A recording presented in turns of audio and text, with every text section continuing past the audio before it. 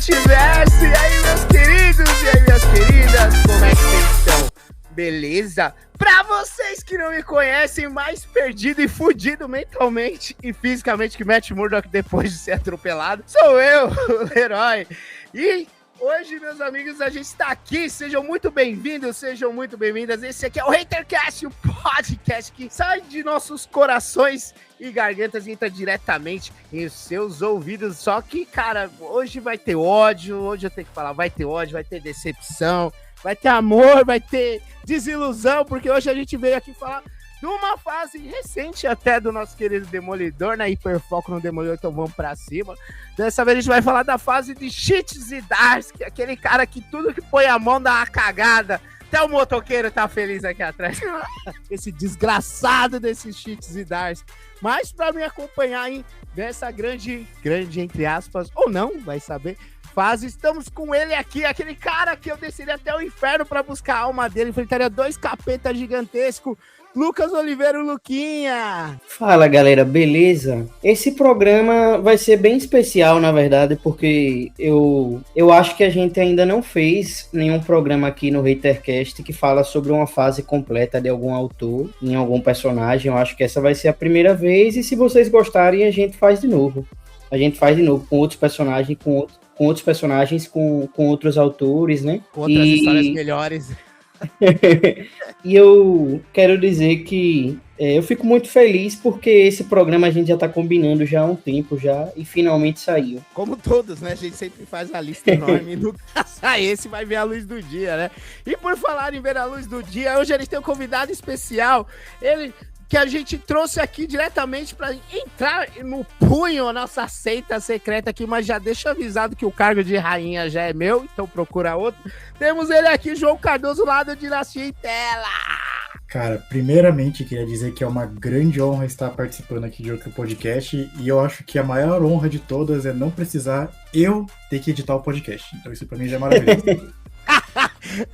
Eu te entendo, graças a Deus a gente não edita. Beijo, Dani, você edita o nosso podcast. Então pra gente é só alegria aqui. Horror, né? Porque, cara, prazer é nosso aí, João. Já participei algumas vezes, várias vezes lá no Dinastia em Tela. Sempre um prazer, falamos sobre Dananã, só sobre coisa boa. Ele só me chamou sobre coisa boa, agradeço demais. Foi sobre Dananã, foi sobre o Superman do Philip Kennedy Johnson e acho que Batman Deadpool, se eu não me engano, foram só esses, né, João? E a primeira temporada de Demolidor também, Renascido. Puta que verdade! Então o Dedê já tá no nosso sangue, verdade. Acho que a primeira vez foi do Demolidor, né? Sim, cara? sim, primeira parceira nascendo lá. Mais de um ano já. Porra, que da hora. Joãozinho sempre muito caridoso me convidar e me aceitar falando merda na casa dele. Então, nada mais justo do que trazer ele aqui pra brilhantar a nossa seita secreta de ninjas aqui nesse podcast, né, meus amigos? E aproveitando, né, já que a gente já começou falando sobre esse grande escritor que faz grandes porcarias em grandes personagens,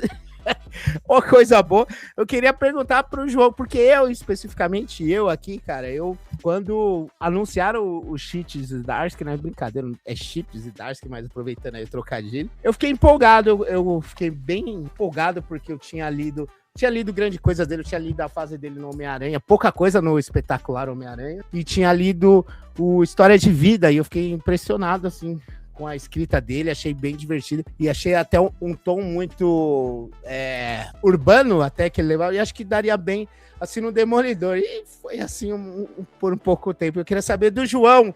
João, conta pra gente, como foi essa experiência aí com o Chips e Darsk à frente do Demolidor lá no Run de 2019? Foi uma coisa boa? Te decepcionou? Hoje em dia você vê com outros olhos? Conta aí pra gente como foi com o Chips e Darsk à frente do Demolidor pra ti. Eu acho engraçado, porque até então eu não conhecia muito dele. Eu acho que naquela época eu tinha lido aquela maxi-série que eles lançaram do Coisa do Tocha Humana. Eu achei muito, muito emocionante em alguns momentos. No final ele dá uma desandada e tudo mais, mas eu gosto bastante do trabalho. Tinha a arte também fenomenal. Eu não lembro agora o nome daquele desenhista que só faz tipo algumas capas e some durante um tempo, sabe? Que fez Jovens Vingadores.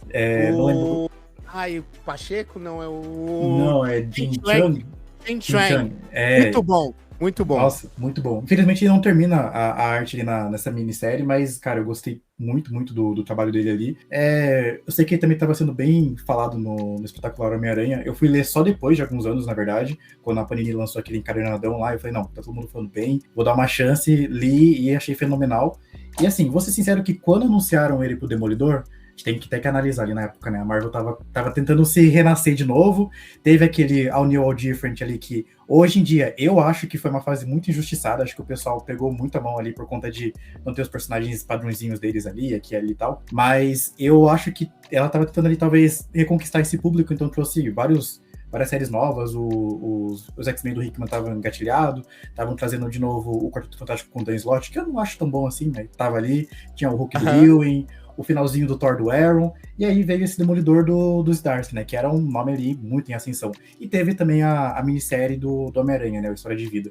Eu confesso que eu li Homem-Aranha História de Vida, achei uma história boa, mas como eu não acompanhei todas as fases do Homem-Aranha, não me impactou tanto, porque eu não tinha esse contato tão próximo com eles. Mas achei uma história boa. Inclusive, eu gosto mais daquele one-shot do Jameson, que vem depois, né? Que saiu bem legal, bem legal.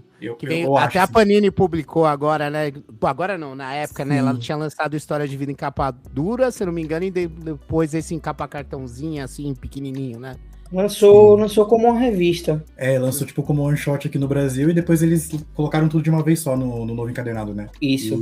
E agora, nessa fase do Demolidor, quando eu comecei a ler naquela época, eu vou ser sincero, eu li o primeiro encadernado, depois li o segundo, e achei assim, tipo, uma história legal.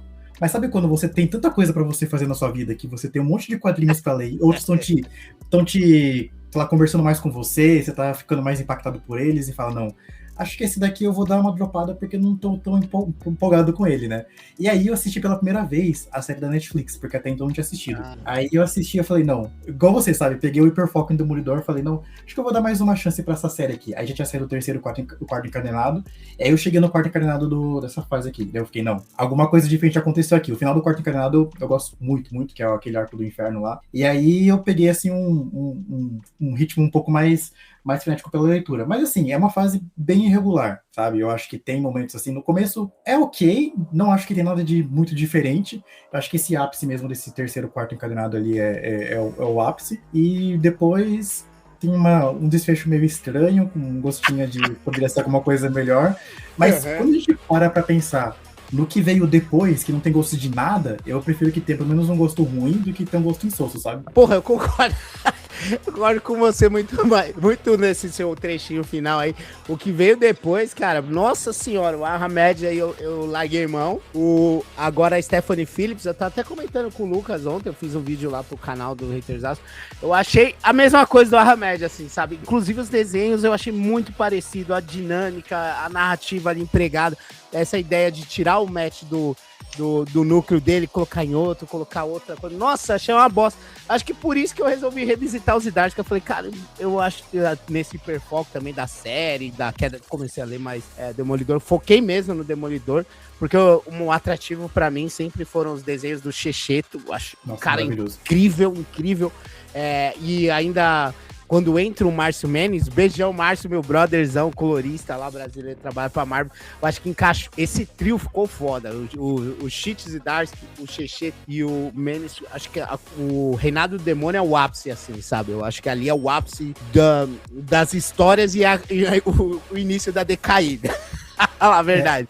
Hoje em dia as pessoas estão vendo agora o Saladinha Med, tá vendo Stephanie Phillips e tem tantos outros aí que esse povo, eles sempre foram super insossos, sabe? Você tem, sei lá, o Steve Orlando, Steve Fox, é que agora eles estão num personagem de destaque, né? As pessoas estão reclamando deles. Mas assim, gente, eles nunca foram bons. Só colocaram eles aí, alguém criou uma expectativa porque tinha um sem graça antes, daí não, vai vir uma sem graça melhor. Não, gente, é tudo sem graça esse povo que tá na Marvel hoje em dia, desculpa. Não, é verdade. O Jed McKay, inclusive, ele fez uma minissérie, não sei se você leu essa, que era entre o Charlie Soule e o Zdarsky, né? Parece que do Charlie Soule já dá pra incluir o run do Zdarsky, mas tem a Man Without Fear, que é entre esses dois aqui. Eu nem sei se saiu essa no Brasil, pra falar a verdade. Saiu e é medonha. Então, eu ia falar, já começou mal ali no Jed McKay. Jed McKay eu acho que é uma das grandes ilusões, assim, da Marvel, sabe? Eu acho terrível o que ele faz. E os Zdarsky que eu tinha... Pra mim, ele é o novo... Como é o nome daquele cara? Donny Cates. Donny Cates, puta! O Donny Cates. O Donny Cates, eu tenho um amorzinho um pouco maior, mas eu não acho ele grande coisa. Eu acho o Jed McKay Até a gente já falou no teu programa, eu sempre soube o nome do cara que eu comparo ele. O Joshua Williamson do Exato. Né? Exato, é ele mesmo. Pra mim, é o Joshua Williamson da Marvel, é o Jed McKay, sabe? E esses outros aí é o mesmo passo, cara. É o mesmo passo. Concordo muito, assim, com você. Mas, ao contrário, no início. Eu gosto demais do início. Eu fiquei impressionado, de verdade, assim, como ele trabalhou a parada do Demolidor. Tá fudido, assim, tá? O Matt Murdock, ele ter sofrido um acidente, ele ter sido quebrado, tanto fisicamente como mentalmente, ele não consegue aceitar o fato que ele não é mais o que ele era antes, sabe? Ele se esforça, ele tenta se enganar, ele fala, pô, meu corpo tá fudido, mas eu consigo, e aí até que dá merda, né? Que o grande start aí dessa fase pós Charlie Soule, o Demolidor, se eu não me engano, eu posso estar muito enganado, mas acho que ele foi atropelado, né, no caminhão, foi isso, e ele voltou e tal, ele tá tentando se recuperar aí desse acidente, só que ele tá sentindo velho, ele tá sentindo quebrado, tá cansado e tal. O começo é meio parecido com todas as fases, ele meio depressivão assim, mas você vai vendo que dessa vez é uma coisa física também, ele não consegue, né, que ele tem algo na mente dele impedindo, ele tá se treinando, ele não consegue mais chegar ao auge, até que, sem querer, ele acaba batendo demais, ele já bate pouco nos bandidos, ele acaba batendo demais e mata o maluco, né? Isso desencadeia. Cara, esse início é muito bom, né? Esse início assim, ele é muito, como é que eu vou dizer? Ele fisga você tem vontade de ver o que vai vir a seguir. E eu concordo muito com você, essa questão, assim, de que, tipo, o Demolidor tá parecendo que está mais cansado, que está mais esgotado fisicamente. Isso é uma coisa até que passa na arte do Shechito, né? Porque eu acho que pela primeira vez, algum desenhista começa a desenhar o Demolidor de uma forma que ele parece de fato mais velho, né? Que ele parece... Eu acho que é a primeira vez que um desenhista desenha o Demolidor que ele parece, assim, ser um cara que tá na faixa, assim, dos seus 40 anos, assim, 45, sei lá. Porque antes todos os desenhistas desenhavam o cara no ápice, né? Assim, tipo, do físico e tal. Ele sempre parecia jovem, né? Ele parecia jovem, agia como jovem também, né? Matt Murdock, que a gente tem que admitir aqui, que é uma constante em toda a sua vida, além da sua vida sempre o pessoal tentar jogar no buraco, Matt Murdock sempre foi um escrotaço com as mulheres, né? o boy lixo de todo mundo, assim, o cara desgraçado, mas ele sempre foi retratado ali, como você falou, entre seus 25, 30 anos, assim, o máximo, assim, do ápice da masculinidade tóxica dele, foi mantido assim, agora ele aparece sempre mais cansado e tal. O Shechito, inclusive, foi uma decisão do próprio Zdarsky, né? A Marvel espalhou aí uma paleta enorme de artistas para ele decidir qual ele queria trabalhar. Foi uma fase bem planejada. Eles tiveram reuniões lá desde 2018 com o Charlie Soule, para eles encaixarem o final e o começo, aí teve essa entrada sem sentido de Jed McKay aí, só para preencher, manter que ele só serve para isso, falar real, né? Eu sei, claro, só serve para deixar os personagens em evidência, fazendo histórias eu comparo o Jed McKay ao Donny Cates porque e não ao Joshua Williamson, porque eu concordo com vocês que o Joshua Williamson, durante muito tempo ele foi aquele cara das histórias sem sal, das histórias, né, feijão com arroz, mas eu acho que recentemente ele fez uns trabalhos melhores, deu uma evoluída, deu uma melhorada na DC. E o Donny Cates, para mim, quando a gente gravou sobre algumas obras dele, né, eu sempre falo isso, que eu acho que o Donny Cates, para mim, ele é a imagem desse roteirista do feijão com arroz, desse roteirista, assim, que você começa a ler uma coisa dele, aí parece que vai ser muito foda, parece que vai ser muito legal, e ele nunca consegue atingir a expectativa que você bota, né, na história dele. Quando você lê a primeira edição, ele nunca consegue atingir essa primeira edição nas outras. Pelo menos, assim, essa é a opinião que eu tenho, né? Então, assim, eu tenho essa opinião um pouco com o Jed McKay também. Eu acho que ele é um cara, assim, que você pega pra ler algumas coisas dele, né? Ele virou meio que o faz tudo da Marvel, como o Donny Cates foi uma época, né? Uhum. E hoje ele faz tudo, só que tudo dele é meio nota 6, assim, meio nota 5, nada empolgante pra caramba, né? São coisas assim, feijão com arroz, divertidinho de ler, mas... Às vezes. Nada demais.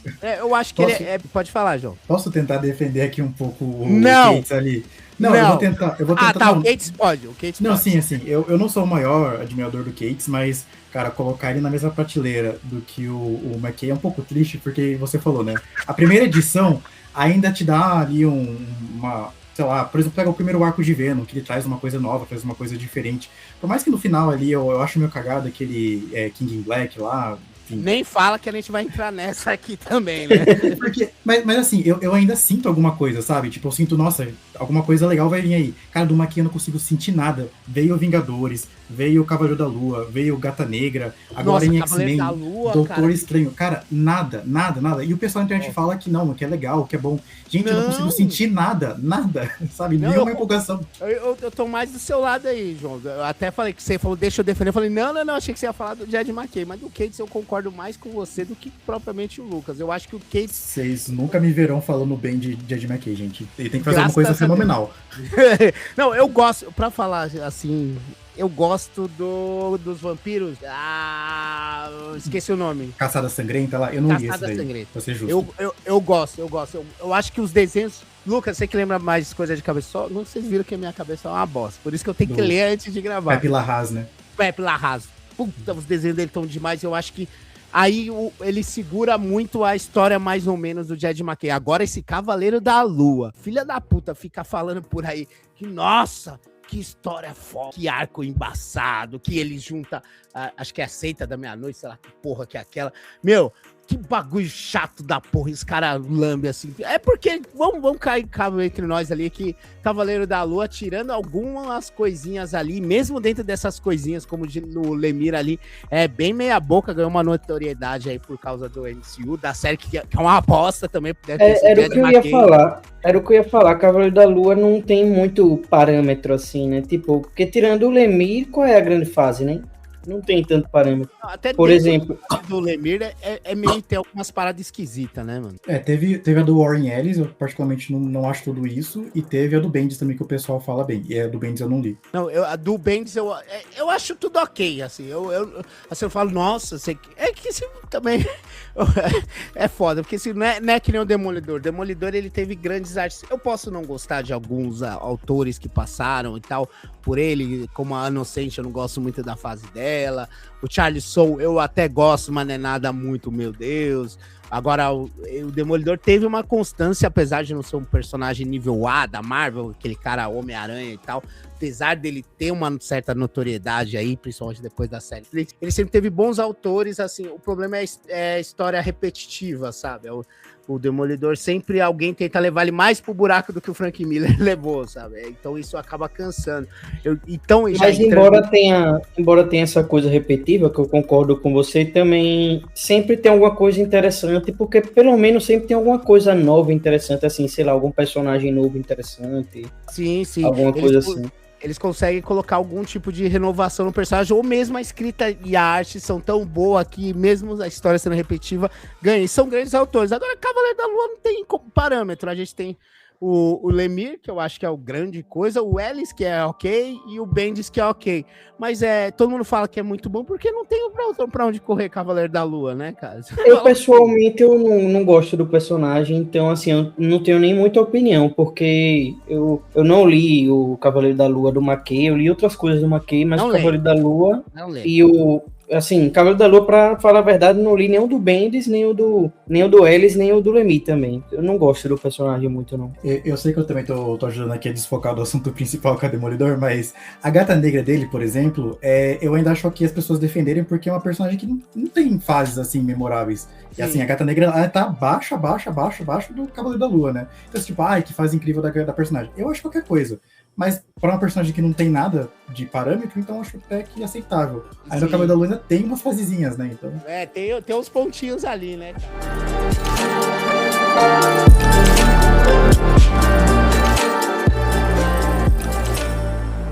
Agora, voltando ao Demolidor, aproveitando esse ganchinho, eu acho que o começo é o ápice, assim, as 6 primeiras edições, acho que, eu esqueci o nome do arco agora, No Fear, um barato assim, Sem Medo ou Com Medo, sei lá. Aqui no Brasil ficou Só Medo no caderno do Só Medo, isso, eu tava tentando lembrar a tradução. Eu acho bom, eu acho incrível, assim, ali eu li e eu falei, mano, vai ser a melhor coisa que já fizeram com o Demolidor, sabe? Meus parâmetros de Demolidor, o meu trio sagrado, assim, Frank Miller, a fase do Frank Miller primeiro, vem mais, assim, eu pelo que ele fez como personagem, pela reinvenção, pelo que ele estabeleceu tudo que o Demolidor ia ser.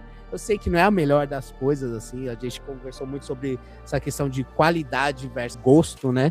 É uma coisa assim, mas o que vale é a minha experiência. Então, o Demolidor que eu conheci, que todo mundo conheceu, veio do Frank Miller, então eu acho difícil tirar esse posto assim de primeiro lugar. Depois vem o Wade, que eu acho que, como a gente falou, são muitos anos de repetição, apesar da qualidade ser boa, são muitos anos de todo mundo querendo ser Frank Miller ali. E o Wade foi o único que ousou, foi atrevido em fazer uma coisa. Ele foi o único que ele não quis ser o Frank Miller, né? Ele foi o único que ele quis ser Mark Waid. Isso, então eu acho que ali é uma história ótima ali, um runzinho ótimo e bem gostoso de ler. Recomendo para todo mundo. E depois vem o Bendis, que realmente apesar de ser outra vez Frank Miller, de alguma maneira, é muito bem feito, assim. A arte também acho incrível, assim, fechou tudo. Assim. E quando eu li essas 6 primeiras edições dos Dark, eu falei, cara, isso vai ser maior que todo mundo aí, cara. Não é possível. Ele vai pegar tudo, que, inclusive, isso é uma constante, assim, o que eu senti durante o run dele, assim, completo. Foram 50 edições, fora acho que 2 anuais e algumas coisinhas aí por fora. Mas ele pegou tudo que já aconteceu com o Demolidor e deu um jeito de colocar ali dentro. Ele pegou o Frank Miller, ele pegou o Mark Waid, ele pegou o Charles Soule, ele pegou o Brubaker, ele pegou... Enfim, pegou a Innocent, ele fez uma coisa que geralmente o pessoal não faz. O pessoal sempre cerca ali na questão Miller, pega o Demolidor, o Mercenário, o Rei do Crime e a Elektra. E é isso. Eles vão trabalhar tudo em forma disso. Ele fez isso também, mas ele pegou um pouquinho de cada fase, assim, memorável do personagem, ou um pouquinho de todas as fases de todos os personagens, e colocou personagem de todo mundo, situações que tem todo mundo ali, foi buscar a porra do Mike Murdock lá, puta que... Esse aí é foda, mas ele pegou e conseguiu construir celebrando todos o que aconteceu com o Demolidor. Ele não deixou nada de fora, não é que nem o pessoal fala, não, vou reinventar, vou fazer coisa, vou transformar ele num padre, joga todo mundo fora. Pode dar bom, mas pode dar muito ruim, como deu.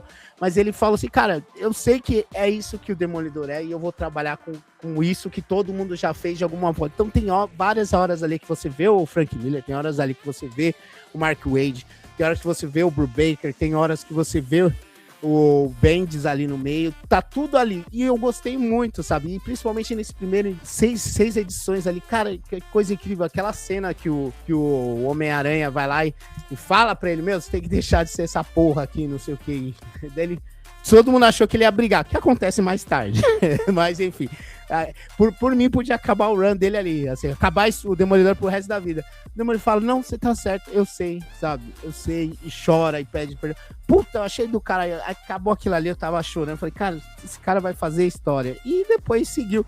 E agora, João, eu queria saber de você, pelo amor de Deus, por que você não gosta desse começo? Não gosta, mas achou ok, que pra mim é o ápice da série dele. É que pra mim parece muito mais do que eu já tinha visto antes, sabe? Não achei nada inovador. E como eu falei, não é nem que, nossa, eu tenho um desdém por esse começo. É só que na época, lendo assim, eu falei, eu já vi isso daqui, é legal, é bacana, a arte do Quequeto, assim, maravilhosa. Depois, inclusive, acho que o Quequeto sai pro segundo arco, né, e aí continua. Sim. Apresenta aquele policial que, vou ser sincero aqui, a princípio, não me compadeci muito com ele, meio indiferente. Norte, né?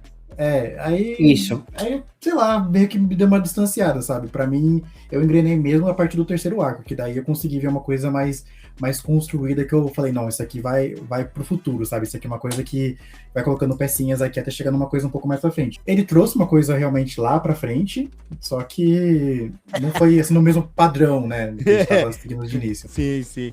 E você, Lucas, você tá mais do meu lado ou do João? O começo é ótimo, perfeito, ou calma aí, nenhum dos dois, sabe?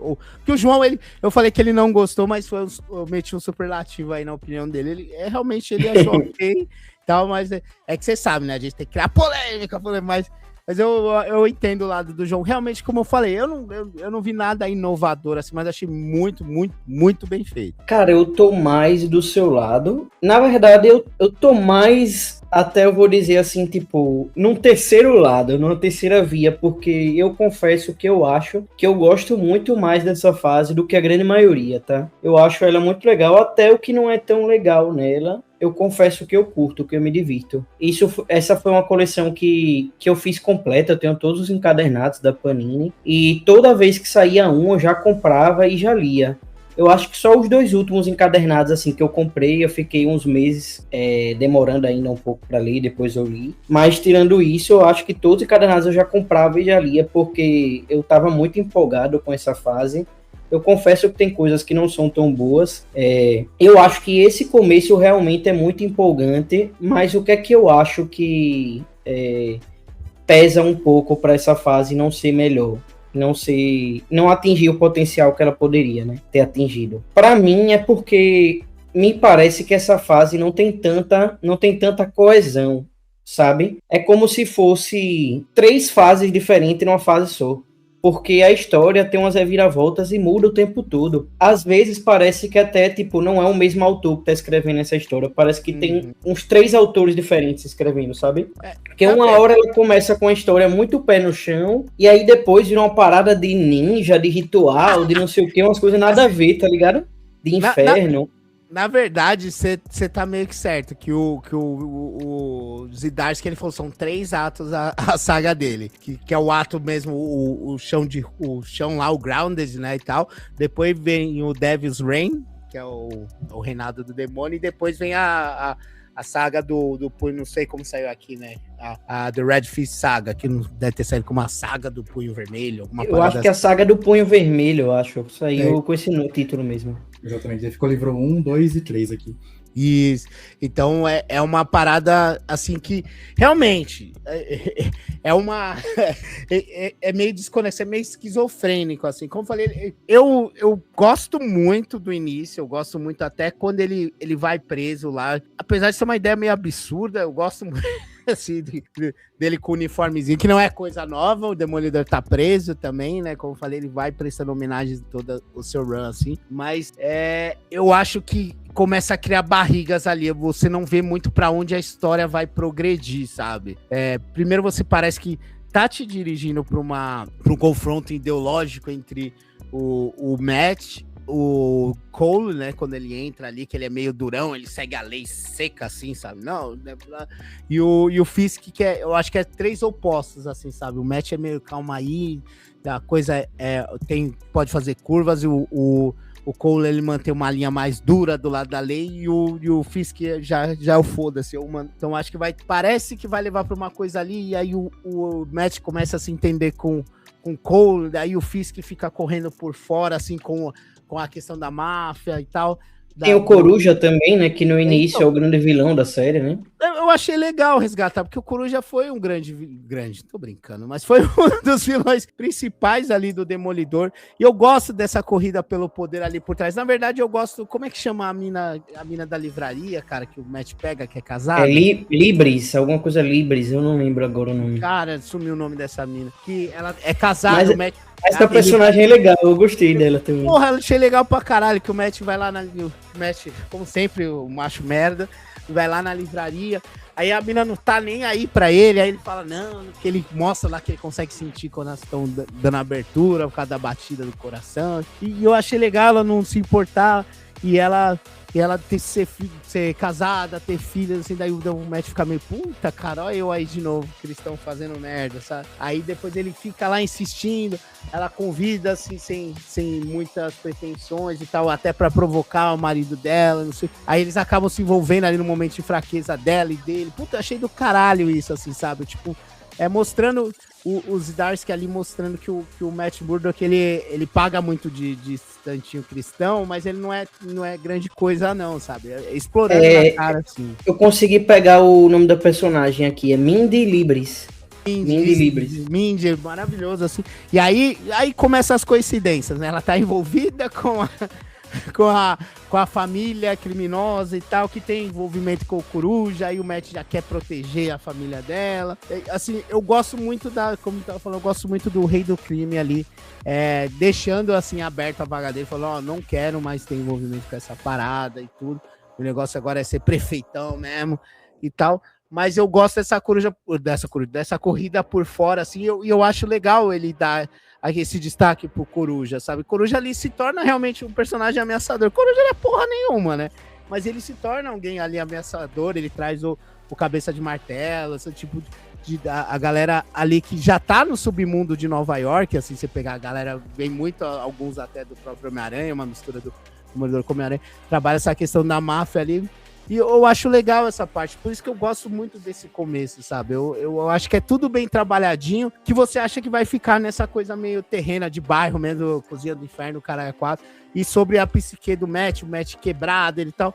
Quando entra Elektra, a coisa começa a mudar um pouquinho, assim, sabe? Porque eu acho que ela vai tá ali pra, sabe, fazer aquela ponte que ela já fez com o Wolverine, com o próprio Matt, lá, relembrando até o Homem Sem Medo, ela dando um quê de aventura, assim, pra vida dele, sabe?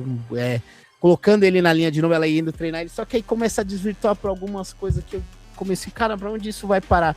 E a gente acaba parando no 2 demonião gigantes trocando soco no inferno. É uma loucura essa fase, assim, e eu lembro que eu tive esse sentimento muito bom no início, e depois foi me decepcionando. Aí entrou Elektra, aí ele foi pra cadeia, foi meio estranho. Aí dentro da cadeia começou aquelas paradas do Rei de Preto lá, puta que pariu, mano. Aqueles taizinho lá, acho que é edição 28, 9, deve ter saído no 2º ou 3º encadernado aqui. É isso aí, eu não lembro que encadernado mas é isso aí, é lá pra edição 28, 29, né, e a Elektra assume o manto, né, de Demolidor, né, ela vira a Demolidora, e assim, esse visual da Elektra eu acho bem legal, velho. Não, o visual, questão visual, eu acho que essa fase é foda. Teve o Jorge Fornes, eu não gosto muito do outro que entra já no arco seguinte, substituindo o Checheto, eu acho muito diferente, assim, sabe? Por exemplo, o Checheto, ele dá características, pra mim, ele dá características únicas, assim, o personagem. Tipo, a Mindy, ela é meio gordinha, tá ligado? Ela não é aquela mina gostosona com roupa colada e tal, que geralmente os caras falam. Ela é uma pessoa normal, o Matt tá aí com aquela cara de acabado, o Cole é aquele cara grandão, assim. Então ele dá a personalidade, o Coruja, ele deixa de parecer um pouquinho com o Wolverine. A Elektra dele é bem legal também. A Elektra dele, eu diria que a Elektra dele, pra mim, a segunda melhor, só perde pra do Romitinha, do Homem Sem Medo, velho. Sim, concordo muito, e até a Merit Floyd dele eu acho incrível. Assim, eu acho todos os visuais dele, assim, a coloração, assim, do Menes e do anterior, que eu não lembro o nome, me perdoa, eu acho muito bom dar esse destaque, uma coisa meio vermelha, meio roxa ali, consegue manter um padrãozinho legal. Eu acho incrível. Aí entrou esse outro, ele tem uma característica própria, é uma coisa mais até solar, eu acho, que entra ali, rapaz, eu vou pegar o nome dele aqui pra não ficar falando rapaz, segundo artista, mas eu acho que essa quebra já me pegou ali, sabe? Já me pegou um pouquinho. Aí o Checheto volta, mas tem o Fornes também, que é um grande, assim, ele dá outra característica, ele dá uma característica mais pé no chão ainda, e mais até uma questão policial e brutal, assim, sabe? Para os quadrinhos. Eu queria saber de vocês se essa mudança de artistas, assim, que o Checheto, ele desenha muito, mas é difícil ele manter uma regularidade, né? Acredito que o pessoal entra para dar uma pausa, assim, para ele conseguir colocar um bom trabalho novamente. Se essa mudança, acho que teve uns 4 rodando com ele durante esse início, depois fica só ele e esse outro cara que eu vou pegar o nome aí, mas isso atrapalhou também a leitura de vocês, essa quebra, que eu achava a quebra muito grande, assim, entre um e outro eu achava muito grande. Posso ir primeiro? Manda bala. Cara, eu confesso que no segundo arco me quebra um pouco aqui. Eu tava pegando aqui o nome, tem um que chama Lalit Kumar Sharma, não sei se é esse, e tem o Jay Leisten, que eu acho que é o que continua depois, né? E eu não lembrava do Jorge Fornes, sendo bem sincero, depois que eu fui revisitar aqui, cara, eu gosto muito da arte dele e pra mim o Jorge Fornes é o que mantém ali a qualidade. Cara, o Checheto, maravilhoso. Eu concordo com o que você falou também de ele manter ele não conseguir manter uma regularidade. Até que a gente viu isso na fase atual com o Ultimate Homem-Aranha, né? Que ele teve que sair, entre algum outro, e às vezes o cara não consegue segurar ali muito bem a peteca. Mas, pra mim, assim, sendo sincero, eu acho que eu consigo relevar esses outros desenhos que passam aqui, porque quando o Checheto volta, ele sempre manda muito bem. Concordo, eu acho, nossa, linda a Elektra dele, acho fenomenal a estética que ele pega. no final ali que a gente tem, sei lá, uns 3 ou 4 versões ali do uniforme do Demolidor nessa fase. Tem aquele lá que é o referência, né, ao Homem Sem Medo. Tem depois ele com aquela barba, aquele uniforme mais largão, assim, meio ninja, né? Muito bonito. Muito é muito legal. Nossa, eu acho fenomenal. Tem ele preso também, né? Ele preso com o uniforme laranjão, eu achei bonito também. Tem o branco do finalzão, né? O branco também eu acho bonito. Eu acho muito bonito. Você pode falar assim que, nossa, a ideia é meio merda assim, da história em si, mas o uniforme, ele tá lindíssimo. Então eu acho que o Keketa, ele consegue segurar bem. Eu acho que, pra mim, eu consigo relevar os demais ali. Às vezes dá uma estranheza, mas o Keketa ele mantém. Dá um desânimo, mantém. né, cara? Sim, às vezes dá um desânimo, você fala, puta, cara, mas vamos aí. Eu acho que o Zidars consegue segurar bem, assim, no texto dele, pelo menos nesse início. Como eu falei, eu sou fãzaço, milésima vez que eu me repito, eu sou fãzaço desse início, mas às vezes dá uma preguicinha quando vê as artes, assim, né? Principalmente nesse segundo arco. Mas vou aproveitar aqui que o Lucas também falou que ele conseguiu assumir que ele também é mais fã dessa fase do que as demais pessoas. Eu também sou mais fã dessa fase do que as demais pessoas. Não sou tão hater assim. Sei que tem momentos ali que eles são meio cabulosos, mas eu gosto no geral. Gosto no total. Tem momentos que... aquela coisa, mas eu me divirto. Eu diria assim que, pra falar a verdade, eu acho que só tem alguns momentos assim que eu diria que eu não acho tão divertido, que não me agrada tanto, sabe? Como eu disse, eu acho que eu sou mais fã do que a maioria dessa fase. Eu diria assim que até o encadernado que tem a capa, que tem aquela arte, que tem o rosto do Matt Murdock misturado com o rosto do Homem-Aranha, né? Até aí eu acho tudo perfeito. Depois eu ainda gosto de várias coisas, mas tem umas coisas realmente chatinhas, assim, que realmente os tie-ins lá da saga lá do Venom, eu acho totalmente desnecessários. Poderia ter... Cara, é muito ruim. Poderia ter os tie-ins do Venom, mas, assim... eles poderiam ter deixado a revista Demolidor de fora, né? Correndo por fora disso. Até porque já teve um outro evento ligado ao Demolidor, né? Que foi o Reinado do Demônio, que a gente vai falar ainda mais à frente. Então aquela parte realmente eu não gosto, esses tie-ins da saga do Venom. E aquelas histórias que tem uma parada do mercenário com as asas de anjo, com uma parada assim, eu não entendi de onde é que veio aquilo. Eu nem lembro de onde é que tem isso, sabe? Não, do mercenário clone, mano, nossa, é mais pra frente, é difícil, é difícil. Eu não lembro nem da onde é que o Zdarsky pegou essa ideia. Eu achei muito chato também, isso eu não gostei não. O mercenário, na época, ele tava meio morto e tal, e eles estavam tentando ressuscitar ele, aí fez uns 3 clones dele, começou a atacar. A capa é só dele anjo ali, né? O anjo é outro maluco. Que vai, eu nem lembrava disso, mas tipo, eu nem lembro de onde é esse maluco, esse cara, véio, também. Ele era um amigo da faculdade do Matt e do Fog, que corria assim por fora, e ele se falava que ele era um anjo da guarda dele, então não é o mercenário não, o mercenário é só uma capa que tem ele segurando as máscaras da Electra e do assim com asas, não é ele não, cara.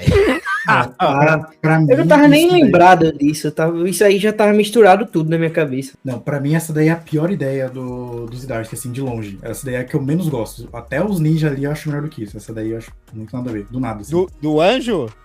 Do anjo.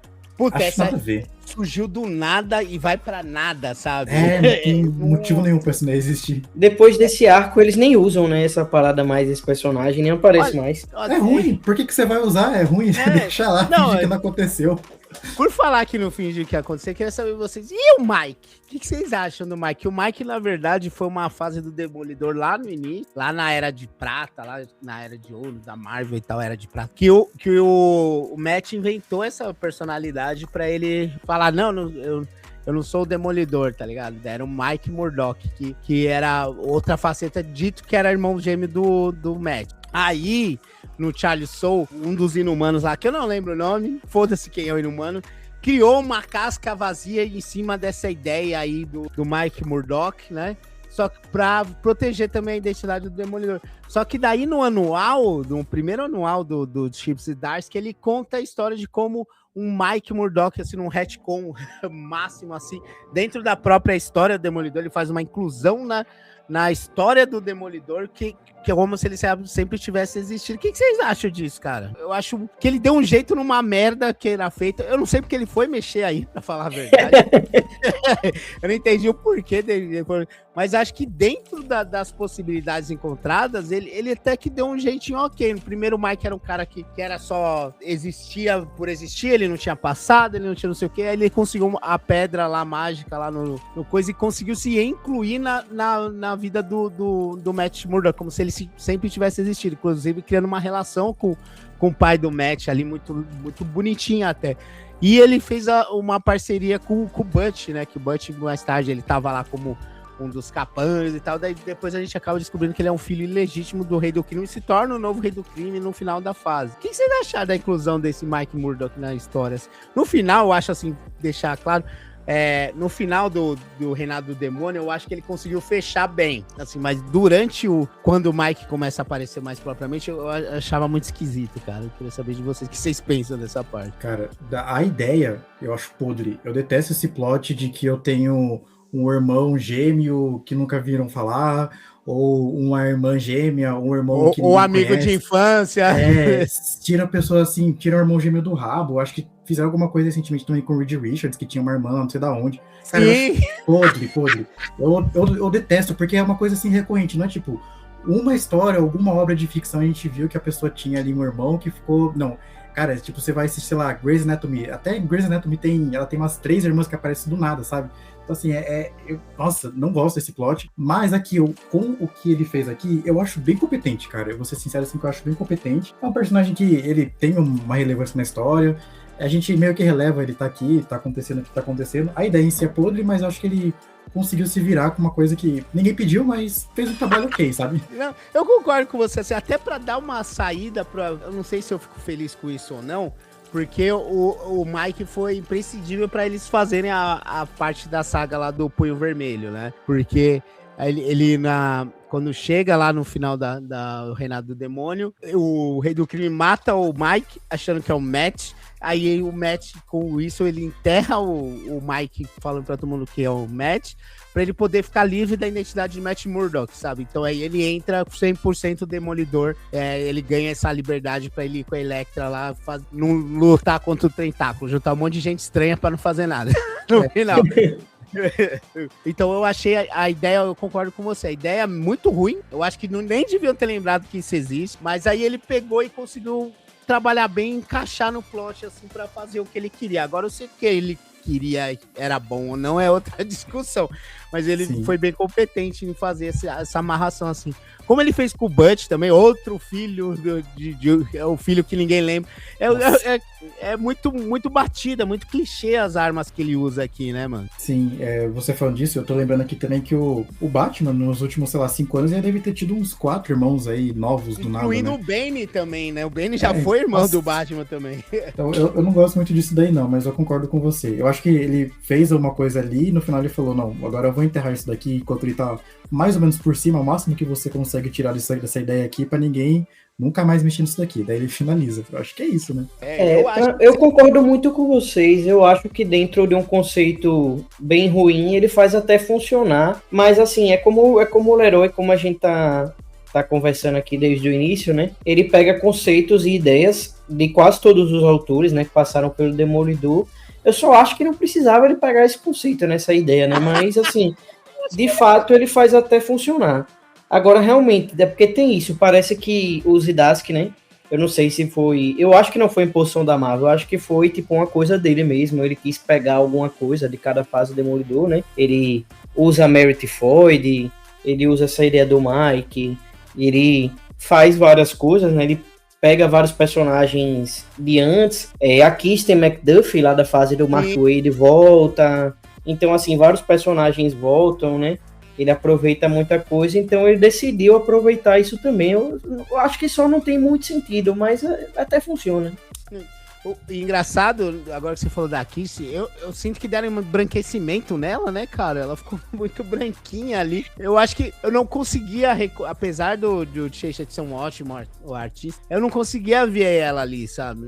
Eu não sei o que aconteceu com a Bárbara, ou minha mente tá me iludindo, assim. Eu lembro que quando a gente gravou com o Vini do Dois Quadrinhos, lá sobre a fase do Mark Waid, isso lá no canal do YouTube, né, não aqui no podcast, mas eu lembro dela ser negra, inclusive ela ela é MacDuff por causa do Wayne McDuff. É uma homenagem. Sim. E aquela parece uma branca, não entendi, cara. Eu falei, mano, será que eu tô vendo demais? Será que os meios que eu estou usando pra fazer essa leitura aí, psicografando, mudou alguma coisa na coloração? Eu não lembro. Ela é assim mesmo ou eu tô ficando xarope? Eu não lembro exatamente disso, porque como eu não peguei pra reler, né, antes da gente gravar, então, assim, eu não lembro muito isso. Mas eu lembro realmente de quando eu li, de notar uma grande diferença na personalidade dela, que o Zdarsky escreveu, para a personalidade que ela tinha durante a fase do Wade, né? Ela era meio bonachona, assim. Eu lembro que ela ficava zoando o Matt. Ela tirava sarro, né, e tal. Ela tirava sarro do Matt porque, tipo,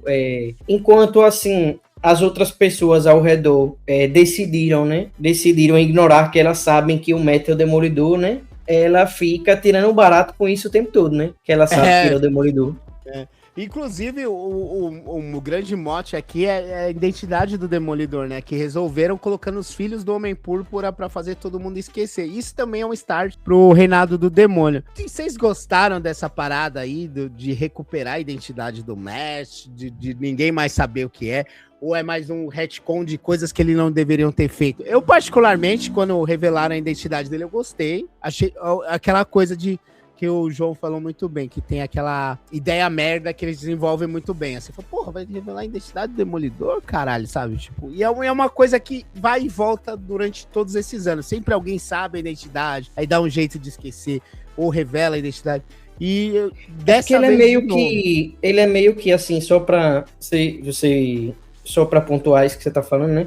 O Demolidor e o Homem-Aranha são os únicos personagens da Marvel, né, que tem plot de identidade secreta, né? Porque a grande maioria dos personagens da Marvel não tem identidade secreta, né? Não, eles não têm porque não precisam, né? Você pensar, o Capitão América precisa de identidade secreta, Viúva Negra precisa de identidade secreta, o Falcão, eles têm ser herói é parte da profissão, parte de quem eles eram militares, eram espiões, quem mais também? Eu nem lembro mais quem tem na Marvel além desses caras. Os X-Men, como é que você vai esconder que você é um homem peludão azul? O quarteto não tem identidade secreta, nunca teve. É notório, já faz parte, inclusive, das histórias. Eles terem uma família conhecida. O Homem-Aranha e o Demolidor são muito bairrinho, né? Eles são muito amigão da vizinhança, ou os protetores daquela coisa. E eles têm entes queridos que eles precisam proteger de uma certa maneira. Eles não têm recursos para defender. Inclusive, quando a gente pensa em guerra civil, o Homem-Aranha foi um cuzão, porque depois que ele teve recurso, que ele estava protegido na Torre Stark, podia cuidar da família dele, ele tacou o foda-se. Não, todo mundo tem que largar a identidade. Daí mata a Tia May, ele, opa, tava errado, né? Tudo bem, né? Mata entre aspas, né? E meio que assim, é até engraçado isso, porque a gente tá comentando, né, que esses são praticamente dois dos únicos personagens da Marvel, né, que tem esse plot de identidade secreta, e meio que os dois, né, tiveram seu One More Day, né? Agora... inclusive, né, era essa pergunta que vocês acharam da identidade, e se já complementar, vocês acharam melhor do que um pacto com o demônio, os filhos do Homem-Púrpura resolver o BO? Eu acho que a vantagem é que você não joga no lixo muito tempo de história, né? Sim. No One More Day, a gente tem o casamento jogado no lixo. Aqui é uma coisa que eu acho que é meio que cíclica, sabe? Eu acho que qualquer momento que você decidir revelar a identidade dele, algum momento no futuro eles vão depois colocar de novo, como se ninguém soubesse. Vocês trouxeram aí vários exemplos, mas eu lembrei do Homem de Ferro, né? Ele teve momentos ali onde as pessoas sabiam, é verdade, depois esqueciam, aí depois lembravam de novo. Então acho que é uma coisa meio que cíclica. Por exemplo, o Superman, né, na concorrência aqui na DC, teve o caso, e agora voltou de novo que ninguém mais sabe quem ele é. Então é uma coisa que eu acho que não tem muito pra onde correr, sabe? Quando a pessoa quer contar uma história, ela vai inventar ali a desculpa pra colocar isso aqui. E ele trouxe esse plot de novo aqui pra conseguir brincar com o Rei do Crime, e eu acho que foi ok, sabe? Eu gosto muito disso? Não sei, eu acho que depende, sabe? Se você for pegar uma pessoa que nunca leu o Demolidor e ela começar por essa fase, ela vai se identificar tranquilo. Agora, se você tiver mais uma cronologia e falar, nossa, teve aquela época lá onde todo mundo sabia. Por exemplo, logo nas primeiras edições, o Homem-Aranha chega pra ele e fala, não sei quem é você. Mas seria legal se eles tivessem aquela conexão que eles tinham, sabe? Com a amizade e tudo mais. Isso daí a gente perde um pouco disso também.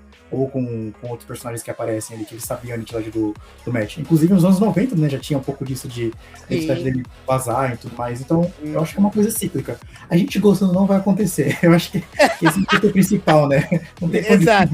Não, isso é verdade. Sempre quando tem essa parada de identidade secreta, não tem realmente confusão. Eu, particularmente, eu não vejo. Tem personagens que eu vejo, porque até o Matt, ele fala muito isso nessa fase do Zdarsky, que se a identidade dele, até quando ele revela a identidade dele pro promotor, é uma das coisas que o promotor fica puto com ele, que fala, caralho, esse é o Matt Murdock. Então, todos os casos de que você participou vão entrar em xeque, sabe, né? Tipo o Homem-Aranha, as fotos dele, ele tirou foto dele mesmo, pede o dinheiro de volta. Não, todos os casos que ele trabalhou, inclusive alguns que ele levou, como o Demolidor, ele levou essas pessoas a juízo, eles caem, né? Eles caem, ele perde a credibilidade. Então pode ter assassinos soltos.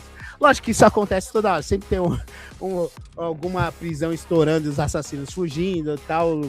Alguns heróis, principalmente o Demolidor, não matava ninguém, mas foi esse um dos plots. Mas é uma questão moral, ética e profissional muito forte. Ele manter a sua identidade como Demolidor secreta, né? Não é um caso só de vou proteger meus entes. Porque afinal o Fog também é um que morre a cada 3 dias, né? O Fog, Led, a Karen, o arredor dele ali sempre tá fudido, não importa. E o Fog se envolve muito mesmo com assuntos do Demolidor sem envolver o próprio Matt. Então, acho que vai muito além de proteger os seus entes queridos, é proteger toda uma questão jurídica, toda uma questão de carreira, toda uma questão de justiça, né? Eu até compro um pouquinho mais essa explicação do Homem-Púrpura, porque eu concordo com o João que, assim, é mais rápido, é mais breve, mas eu até compro um pouquinho mais do que o Um Dia Mais, do Homem-Aranha, porque Um Dia Mais, o que me incomoda, como a gente debateu quando a gente gravou sobre Um Dia Mais, né? Um Dia Mais não é uma história, assim, tipo, horrível de ler, não é uma história ruim de ler, é até agradável a leitura, mas Um Dia Mais, o problema, eu acho que é que ela regride muito o Homem-Aranha, caso que eu acho que essa história aí não regride tanto, eu acho, Demolidor. E o pior dela é que também é uma forçação de barra sinistro, né? Porque, assim, tipo, o Doutor Estranho, o cara é um mago supremo, os personagens voltam no tempo o tempo todo, na cronologia da Marvel, voltam no tempo o tempo todo, fazer um monte de coisa. Aí, dessa vez, ninguém pode voltar no tempo, ninguém pode fazer nada, ninguém pode fazer um feitiço pra tirar uma bala de uma véia. O Tony Stark tira estilhaço do coração, tem envenenamento por radioatividade e tal. Os caras conseguem curar uma bala e eles não conseguem resolver. Não, uma bala é demais pro universo Marvel. Então, sabe? O que me incomoda mais nessa história é isso, é tipo a forçação de barra. Dentro dessa história aí do Demolidor, assim, né? Claro que é uma palavra fantástica, que não existe isso na vida real, né? Mas considerando que, tipo, que os filhos do Homem-Púrpura têm poderes iguais ao dele, né? No universo em que poderes existem, eles têm poderes igual ao dele, igual ao do Homem-Púrpura, então eles podem fazer isso, né? É uma coisa que tá dentro do escopo, assim, não é uma coisa forçada, né? Mais ou menos. Inclusive, chegando nessa questão de Homem-Púrpura, a gente tem toda essa trilha aí do Demolidor, passando pela questão da... Tudo começou, como eu falei lá no início, pela questão dele matar alguém. Vocês gostaram desse plotzinho? Que eu não lembro realmente, de verdade, se o Demolidor já tinha matado alguém, assim, por acidente. Eu tento puxar na mente, mas não consigo relacionar nada. Vocês gostaram? Eu gostei muito, assim, sabe? Me lembra um pouco, assim, que o cara perdeu a linha, chegou não na questão de, tipo, ele matou porque quis, mas aquilo serviu pra mostrar pra ele que ele não consegue. Foi um acidente, né? Foi um acidente porque ele não tava mais no ápice do físico dele, então, assim, tipo, ele fez uma parada que, assim, eu não queria fazer, mas assim, foi justamente por ele não estar bem, né, fisicamente, que ele cometeu um erro que normalmente ele não cometeria, né? E ele tenta no começo ele não acredita que ele fez, né? Quando o pessoal fala que o Demolidor, infelizmente, o cara morreu, ele fala, não, isso aí é um motoboy passando, obviamente, debaixo da janela, mas enfim, ele tenta desacreditar, ele fala, não é que ele tenta desacreditar, ele tenta achar outro meio que estão tramando pra ele, que estão querendo ferrar. Ele lembra até um pouco a queda de Murdock, né? Que quando alguém tá atrás... Ele fica paranoico, né? Ele fica paranoico, alguém tá tramando pra mim, eu não fiz isso, não sei o quê. Mas no final ele acaba aceitando. E quando eu acho muito boa essa parte, inclusive, que que ele vai, o Justiceiro vai atrás dele e fala, caralho, agora sim, tá ligado? Daí ele fala, não, mano, pera. Ele fala, não, finalmente... Agora eu posso te matar também, né? Que agora você é um bandido também. Né? Aí ele pega a camisa, assim, sem querer, assim, eu acho genial essa parada, que ele matou alguém, aí ele veste a camisa com a caveira, porque ele não enxerga, ele é cego, né? Ele não sabe, mas, porra, puta metáfora foda assim que os Darcy coloca. E ele põe o Luke Cage, a Jessica Jones, o Danny Rand indo atrás dele. Ele fala, mano, eles vieram me pegar, eles vão falar que eu fiz errado. Eles, cara, acontece, sabe? Todo mundo aqui já matou alguém sem querer. Até o próprio Homem-Aranha fala que matou alguém lá. Eu não lembro, de verdade eu não lembro do Homem-Aranha matando alguém. Ele até explica a história depois lá de onde ele matou alguém, mas eu não lembro dessa questão. Mas eu achei muito bom, assim, sabe? Tipo, o Justiceiro falar, caralho, agora tamo junto.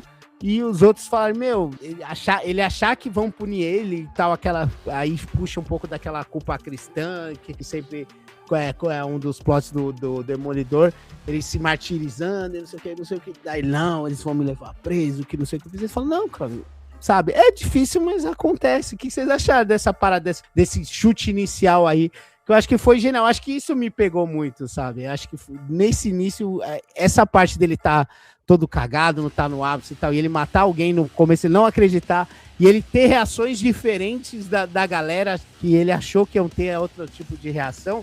O único que chegou e mandou a letra certa pra ele foi o Homem-Aranha. Ele falou, cara, eu entendo, eu já fiz merda, mas você passou do limite, você não aguenta mais. Eu acho que essa aqui é a melhor parte, assim, do arco do Homem-Aranha, trocando ideia com ele. Falou, ó, não, tal, eu gostaria que quando chegar meu momento, alguém tenha essa conversa comigo e me impeça realmente de matar outras pessoas, de fazer mais cagada. Então eu tô aqui pedindo pra você parar, senão eu vou parar você, sabe? Tipo, o Demolidor ali, ele dá uma elevada na moral do Homem-Aranha e fala, não, isso aí é o melhor de nós e não sei o que. Fala, porra. E ele entende no final, assim, tipo, e aí ele pede perdão pra ele mesmo, esse momento silencioso, assim, puta, achei do caralho, pra mim é a melhor parte. E é justamente os dois personagens que, assim, tem em comum, né? O que a gente tava comentando quando a gente gravou do Queda de Murdock, né? São os dois personagens que têm em comum o fato deles serem movidos pela culpa, né? Sim. Embora sejam culpas diferentes, né? Mas eles ambos são movidos pela culpa. E eu acho interessante, eu gosto também de tudo isso que você mencionou, assim, é um ponto muito positivo, uma coisa que eu gosto muito nesse arco. E também eu acho muito coerente. Eu gosto muito do Matt se entregar, né? Ele querer ser preso, ele querer pagar pelo crime que ele cometeu.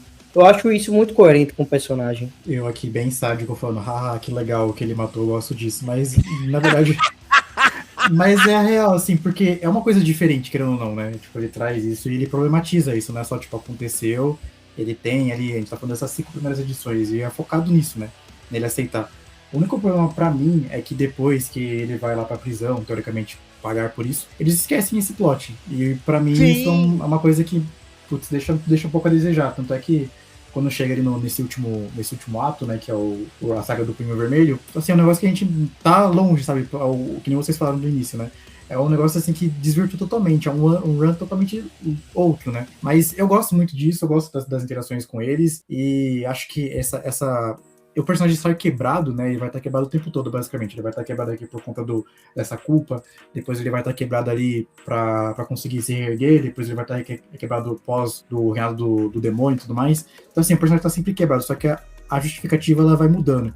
Pra mim, o problema é só essa mudança de justificativa muito abrupta, sabe? De você não lembrar mais disso depois. Ó, tipo, fui pra cadeia, a gente sabe, né? A gente passa meio que pano aqui pro negócio de quadrinhos, mas a ideia é meio bosta, né? Tipo, o personagem vai lá e ninguém sabe a identidade dele, ele vai lá mascarado. Uma coisa que a gente também já viu na saga do Bendis do Brubaker também. Sim. Mas é ok, sabe? Eu gosto. Sabe que eu falar que eu gostei que alguém morreu, mas é legal. Muito bom, muito bom. Essa parte da cadeia também eu acho uma saída estranha, essa aí, sabe? Mas é que ela chuta um pouquinho a nossa suspensão ali, mas por conta do visual que ficou show de bola. Ele com o uniforme laranja, com a máscara laranja, ficou muito boa. Eu achei bem legal. Inclusive, ele tem essa questão dele ter matado alguém realmente nos primeiros arcos ali, nos primeiros números, é uma questão muito forte, mas agora que você falou, não tinha muito bem reparado isso, assim. mas realmente vai mudando, né? Ele, por exemplo, na cadeia, o maluco lá que matou, acho que a família e tal, ele morre porque o Demolidor não ajudou ele, não quis ser brother dele. Ele se matou por medo, por vergonha, porque o Demolidor salvou ele até no chuveiro ali. Só que, tipo, ele não queria trocar ideia com o cara, ele não queria se juntar ao cara e tal. E o Matt Murdock colocou ele na cadeia, né? Daí ele até quebra com a psicóloga, a doutora Reis, eu lembro o nome dela ali, porque ele se sente culpado porque ele colocou o cara na cadeia e como Demolidor ele não ajudou o cara como deveria. O cara se suicida porque a galera da cadeia vai acabar pegando ele. Aí esse é outro motivo pra ele quebrar mentalmente. Daí ele vai, não sei o que. Aí eu não sei porquê, essa parte até o Lucas já comentou, eu não sei porquê que eles colocaram essa porra desse Taim do Rei de Preto lá. Porque acontece um barato na cadeia, o Matt enfrenta todo os simbiontes e tal, aí ele vence o simbionte dele, Elektra até resgata uma menina das ruas lá pra ser meio que ajudante dela, aí depois volta de novo. Essa menina depois vai aparecer numa minissérie aí da Elektra e tal. Sim, é o Woman Without Fear, né?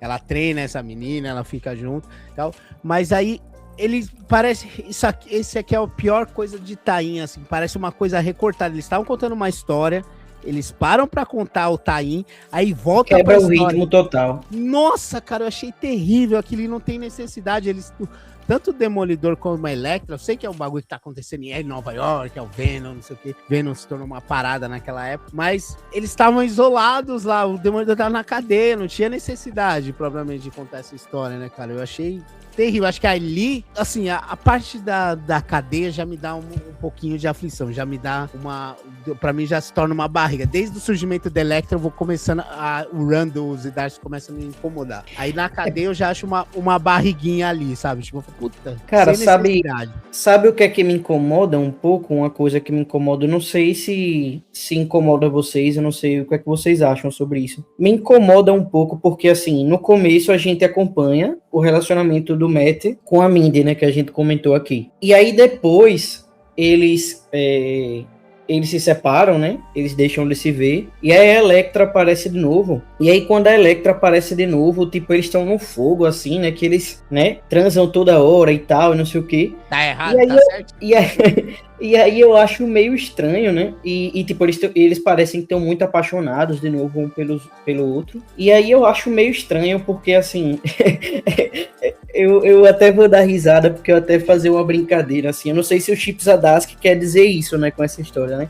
Porque a partir do momento depois que eles casam, naquele ritual lá ninja que eles casam, né? Aí parece que eles já não gostam mais um do outro, que eles já não se amam mais. Foi só casar, acabou a paixão, acabou o fogo. Acabou o tesão. Mundo real, ele tá Não, mas nessa questão aí da Elektra, ela deixa entender que apesar dela gostar do Matt, ela tá fazendo aquilo pela missão. Tanto que, inclusive, um deles tinha que morrer, que aconteceu realmente. Quando a gente tá chegando lá, vai falar assim. Mas ela fez aquilo porque era necessário. Ela não queria casar. A Elektra é um espírito livre, ela não precisa de coisa assim, mas ela tem essa missão de deter o tentáculo. E esse é o único meio. E tava lá nas profecias que tinha que ser um rei e a rainha, um deles ia morrer. Então, acho que ela já vai fazendo essa separação assim, depois do casamento, que ela fala, vai dar merda isso aqui, eu tô fazendo o que eu tô obrigada, mas tudo bem. Pra mim, mas eu confesso que essa ideia, desconsiderando que eu acho meio estranho tudo isso, né, que eu falei, mas eu confesso que essa ideia de um ritual ninja de casamento eu acho muito massa, véio. Eu acho muito maneiro isso, eu acho isso muito legal. Pena que depois, assim, tipo, como você falou, assim, eu entendo, eu acho que a sua interpretação é uma interpretação possível, uma interpretação boa também. Mas pena que depois disso, quando o Ahmed assume o título, meio que ele caga pra tudo isso. E ele escreve que a Elektra tá meio putinha, assim, porque o Demolidor e ela, tipo, se separaram e quer voltar pra ele, assim. Então, assim, ele passou uma borracha em tudo e desconsiderou tudo, né, que tem aí, né? O que é bizarro isso, porque, assim, no Ameri também, ele utiliza o Cole North, né, o policial que a gente comentou, que é um personagem até que eu gosto, eu acho interessante, acho que funciona. Só que, assim, quando ele aparece na fase do Ahmed, ele é rebaixado a um nível, enquanto ele tem um papel, que ele aparece muito nessa fase do Zdarsky, ele tem um papel importante nessa série, né, no Ahmed ele vira, tipo, um coadjuvante Z aí qualquer, sendo que ele no final da fase do Zdarsky, né, ele acaba abrindo o escritório com o Fogg, né, Ele vira parceiro do Fog, né? É mais ou menos, né? Porque o Fog tava morto. Mano, esse... Mas é quando o Fog volta, no final. No final, quando ele volta, que eles formam de... Quando o Matt traz ele do inferno. Isso. Nossa, que merda. Mas, cara, essa questão de pegar plot e largar plot é meio estranho, porque o Cole, eu acho que no começo ele tava super inteirado, assim, sabe? Tipo, ali ele fazia parte da história, tava bem construída ali a história, era o contraponto, era até um dos pilares desse início. Depois ele se tornou meio relevante, assim, pra mim, sabe? Eles até incluem ele no grupo do punho ali, não sei porquê.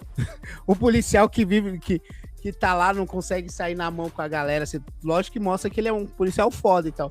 Mas depois eu acho que só pra não desperdiçar, só porque eu criei esse personagem, eu quero... Personagem quer usar, né? É verdade, porque realmente, assim, dá pra comprar aqui no final, né, no final da primeira numeração, né, dessa fase do Zadask, né, quando tem toda aquela briga, que a Meredith Floyd recupera a memória dela e tal, e o caramba, né, e tem aquela guerra toda, aquela briga toda envolvendo o mercenário, o rei do crime, a Meredith Floyd, tudo isso, né, dá pra comprar que o Cole, ele muda de opinião, né, e ele... Assim, eu não acho tão forçado, eu consigo comprar até que, tipo, que ele muda de opinião enquanto ele queria prender o Demolidor antes, né, ele via o Demolidor como inimigo antes, né, ele passa a ver o Demolidor como aliado, como uma figura do bem e tal, e o caramba. Só que, assim, sei lá, acho que não precisava ele fazer parte do Punho Vermelho lá. Não precisava nem ter o Punho Vermelho, né? É estranho, velho. Eu acho que é uma galera muito estranha, porque se você parar pra pensar, eles não serviram de porra nenhuma, sabe? Sim. Um arco, acho que são 14 ou 15 edições ali, que o final... Ai, meu Deus. É como eu disse, eu acho que o grande defeito dessa fase, que embora, assim, eu tô falando isso o tempo todo, algumas coisas disso eu gosto, mas quando eu isolo, quando eu esqueço um pouco, que é uma fase só de um autor só. Mas, assim, como eu disse, é como se fosse 3 fases em uma só, né? Se você é daquelas pessoas que você lê e você não lê os créditos das revistas, né, das histórias, né, até você pode achar, pô, são 3 autores diferentes que estão escrevendo isso aí, porque realmente começa esse início, né, é muito como a gente falou, é mais pé no chão, né, digamos assim, né, uma coisa mais de um escopo menor. Aí depois vem o Reinado do Demônio, que é tipo uma guerra civil da série B, mas eu gosto, eu acho divertido de ler. Não fala mal não, mas eu gosto. Eu acho divertido de ler, eu gosto pra caramba, velho. Eu acho uma história assim muito bem desenhada e divertida de ler. Eu adoro o Reinado do Demônio. Embora assim, não tem nada a ver com o que a gente tá vendo antes, né? E aí depois vai pra essa parada de ninja também, nada a ver com nada, assim, tipo, com demônio, com caramba.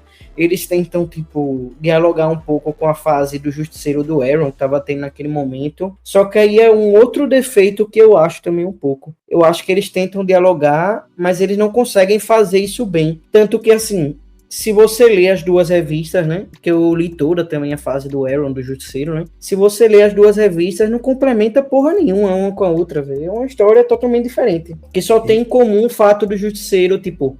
tá no tentáculo e o Demolidor ter fundado essa organização, quer dizer, ter fundado não, né? Ter começado a fazer parte dessa organização ninja lá do Punho Vermelho para combater o tentáculo, mas tirando isso, não tem tanta comunicação das histórias. Eu penso assim, se você fosse uma pessoa que começasse ali a partir dessa saga do Punho Vermelho, você pode gostar, pode desgostar e tudo mais, mas acho que sua opinião seria uma opinião só, que nem o Lucas falou, né? Fica claro assim que parece que são pessoas diferentes, até que se a Panini tivesse recomeçado a numeração aqui a partir da número 9, né, que é quando começa essa nova fase, acho que a pessoa que começasse a ler, ela entenderia a história do início, meio e fim, e teria uma opinião mais centrada, sem precisar comparar com o que veio antes. Eu acho muito difícil também, até quando você coloca, né, no check ali do Demolidor, alguns temas como ninja, etc. Tem pessoas que conseguem comprar, tem pessoas que não.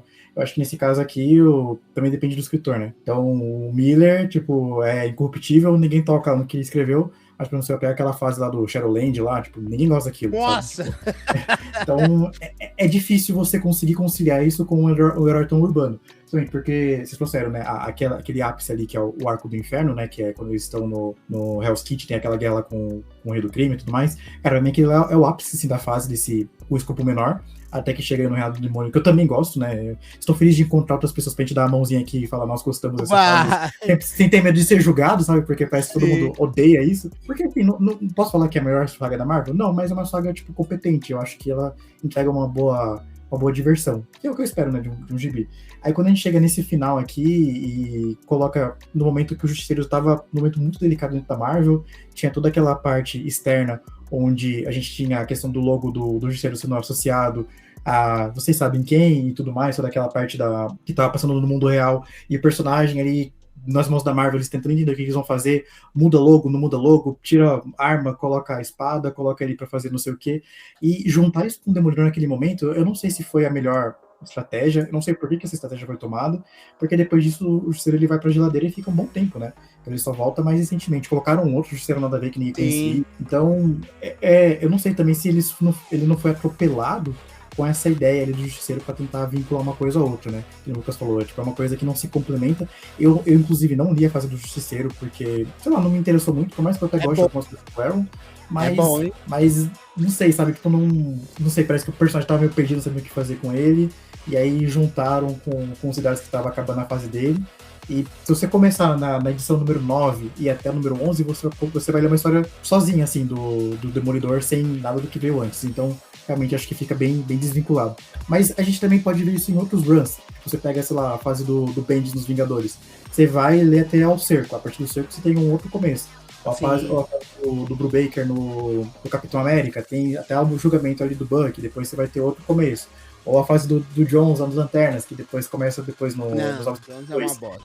Tem vários momentos ali onde você consegue ver outros runs que a pessoa quebra a história e começa outra, né? Aqui não foi diferente, mas fica muito discrepante, eu acho. É porque era um clima muito urbano. Ele elevou, como você falou, a fase ali do inferno lá do demônio, ele elevou ali as expectativas.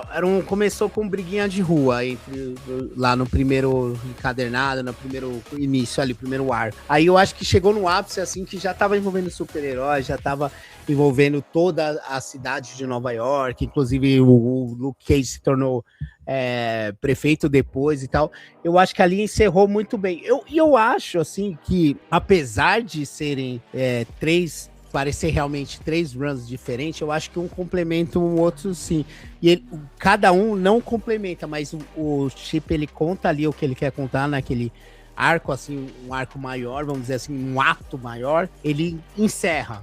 Ele, isso aqui e tal, eu encerrei essa parte aqui, agora eu quero falar da briga do Demolidor com o Wilson Fisk como prefeito. Aí ele vai, conta tudo, aí ele encerra, tanto que ele mata o Mike Murdock, usa como Matt Murdock pra encerrar, e falar, isso aqui acabou, agora a história que eu quero contar, pegar o Demolidor e Elektra, que eu introduzi algumas coisas assim, antes de tudo isso acontecer, pra falar que eles vão agora se juntar contra o Tentáculo. Eu acho que ele faz uma separação muito, não diria abrupta, mas ele encerra realmente a história ali que ele iniciou em cada ato da passagem dele. Eu acho que dá pra você sentir essa diferença de mudança, não é algo abrupto, tipo, semana passada eles estavam lá lutando em Nova York, agora eles estão do nada, né, no Tibete lá, não lembro pra onde eles vão, pra China e tal, e agora eles estão com o Ninja. Não, ele encerrou todo aquele arco da história da cidade de Nova York pra iniciar o dos Ninjas. Eu acho que a transição é até bem tranquila, bem pontuada ali, não é uma transição também... Cada parte tem um final satisfatório, né, digamos assim. Assim, eu acho que sim. Não quer dizer que eu comprei a fase dos ninjas. Eu acho que o visual é muito bom, mas acho que a história é totalmente descompromissada com qualquer lógica que exista, assim, sabe? Tipo, o Demolidor sai catando os vilões e amigos dele que apareceram fizeram uma pequena aparição que na mente do Chip Zdarsky faz algum sentido eles estarem lutando ao lado do Demolidor. Põe o símbolo dos Thundercats, só que no lugar é uma mão lá, um punho, né? Erguendo o punho assim, pra fazer essa união da galera. O resgata o Stick, não faz nada, só fica xingando a galera ali e junta toda essa galera pra nada, porque na verdade ele vai resolver todo esse BO com o Tentáculo na porra do inferno depois que a Elektra mata o Matt Murdock, sabe? Eu acho que é uma história totalmente... De toda a passagem dele, eu acho essa muito perdida. Como eu falei, durante o run, eu acho que tem umas barriguinhas, tem alguns assuntos ali que são tratados, como o Cole North, que perde o sentido durante, o Mike Murdock colocado, mas é bem trabalhado, a introdução da Elektra, ela treinando o cara, mas depois ela vira Demolidor. Tem certas pontas ali que ele não encerra de forma satisfatória, apesar de eu achar que todos atos... Ela vira Demolidor, é uma coisa que é importante pontuar, né? Ela renuncia ao jeito dela de fazer as coisas, né? E isso eu acho muito legal, velho. Isso eu acho muito legal. Que ela promete ao Matt, quando o Matt vai preso, que ela vai fazer as coisas do jeito dele, né? Que ela vai deixar de matar. Ela não vai matar os vilões, né? Isso eu acho legal. Que ela passa a se conter e a meio que criar alternativas na forma como ela age para ela não matar os caras, né, na rua, né? Eu acho que foge um pouco do escopo da Elektra. Pra mim, a Elektra é uma personagem que devia ter ficado morta e ponto, assim, sabe? A Elektra, ela é uma personagem, eu acho muito bonito, assim, os desenhos dela, o que é apresentado dela depois. Gosto muito de Elektra Assassina, eu acho bom. Gosto também de Elektra Viva e tal, mas eu acho que pro Demolidor, ela é uma repetição de ciclo e ela é uma personagem que não se encaixa, tipo assim, sabe? Pra ser a parceira do Demolidor. É meio que o Jason Todd do Batman, sabe? É um personagem que tem até uma ok e tal.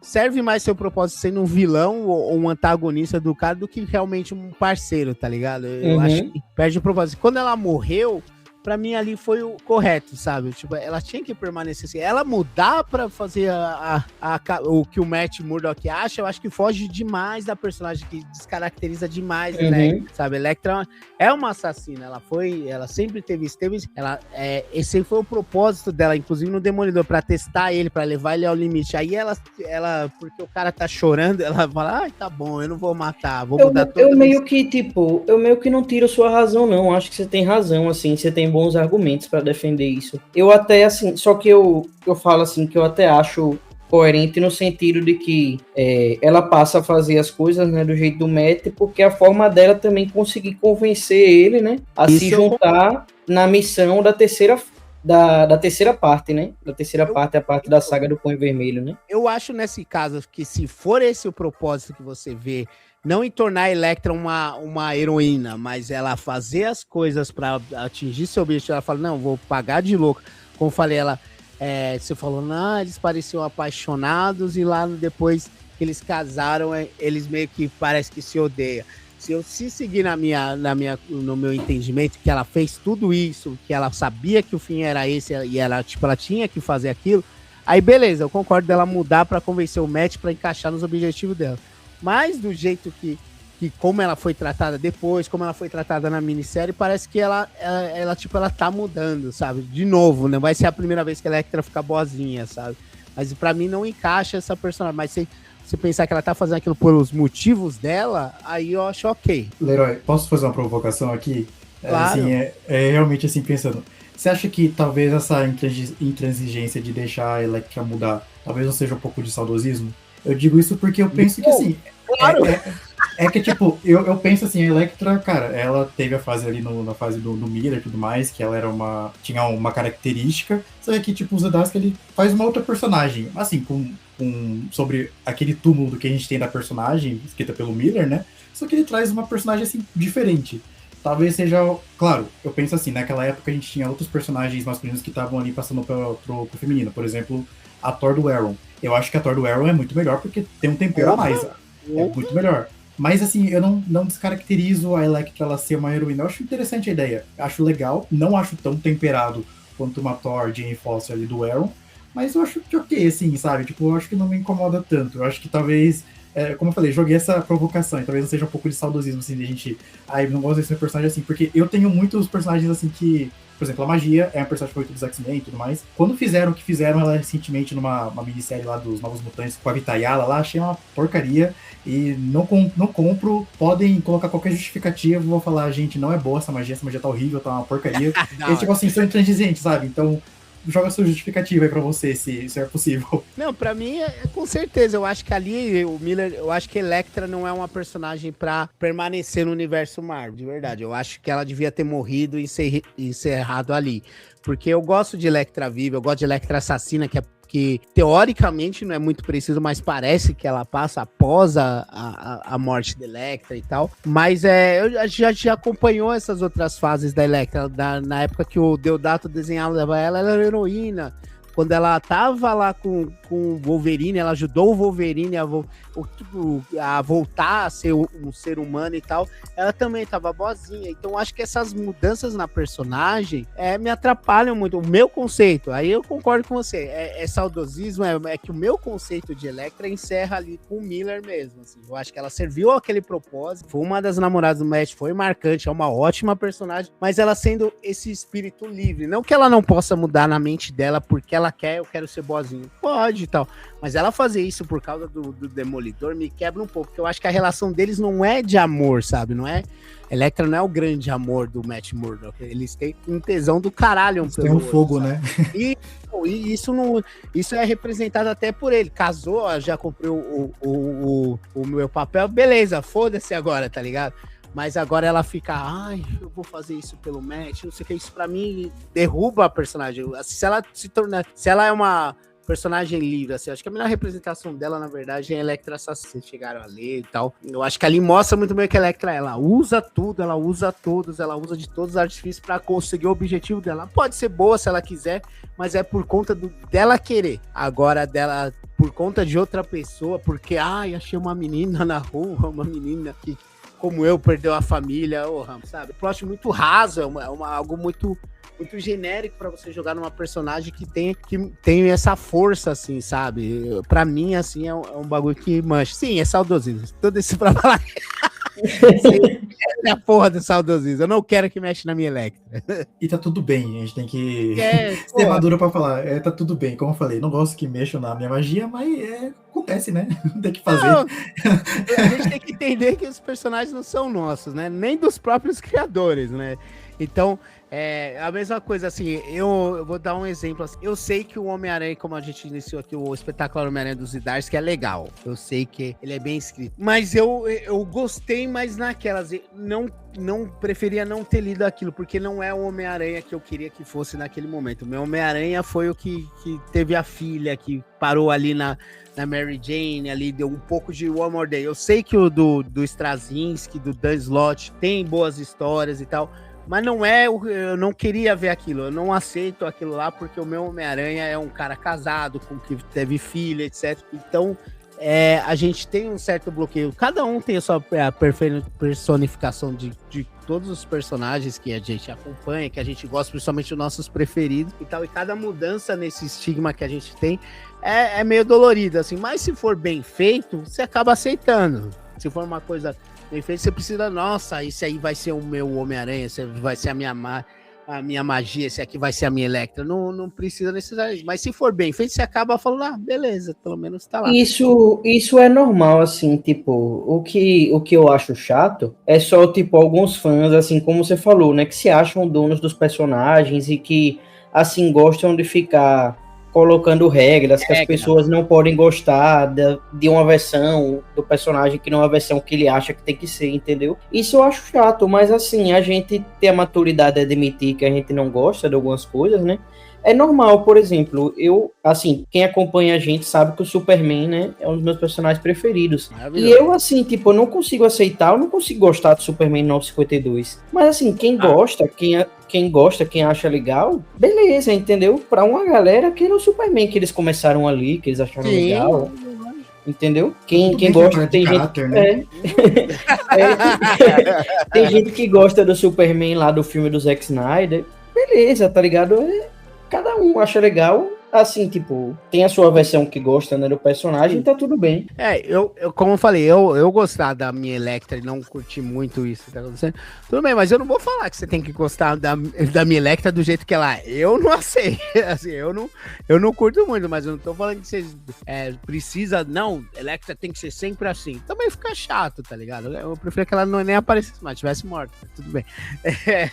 Mas eu não posso impedir, eu não posso colocar minha visão dentro da visão de outras pessoas, sabe? Eu sei que pra mim aquilo ali não encaixa no meu ideal de Elektra, mas tudo bem, eu não tô culpando você por não gostar, por vocês por gostar ou desgostar ou querendo impor minha regra. Cada um é livre pra gostar e não gostar do que quiser, né? Eu não gosto.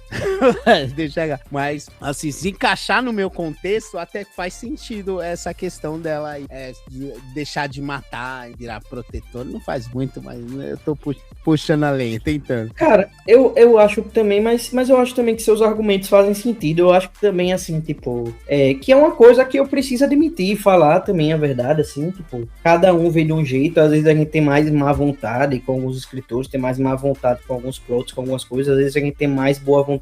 Eu acho que talvez eu também tenha uma boa vontade muito grande, sei lá, com essa fase, eu não sei. Porque, assim, tipo, eu também gosto muito da Elektra, da concepção do Frank Miller da Elektra, né? Que a gente vê no Homem Sem Medo, que a gente vê na fase de Demolidor.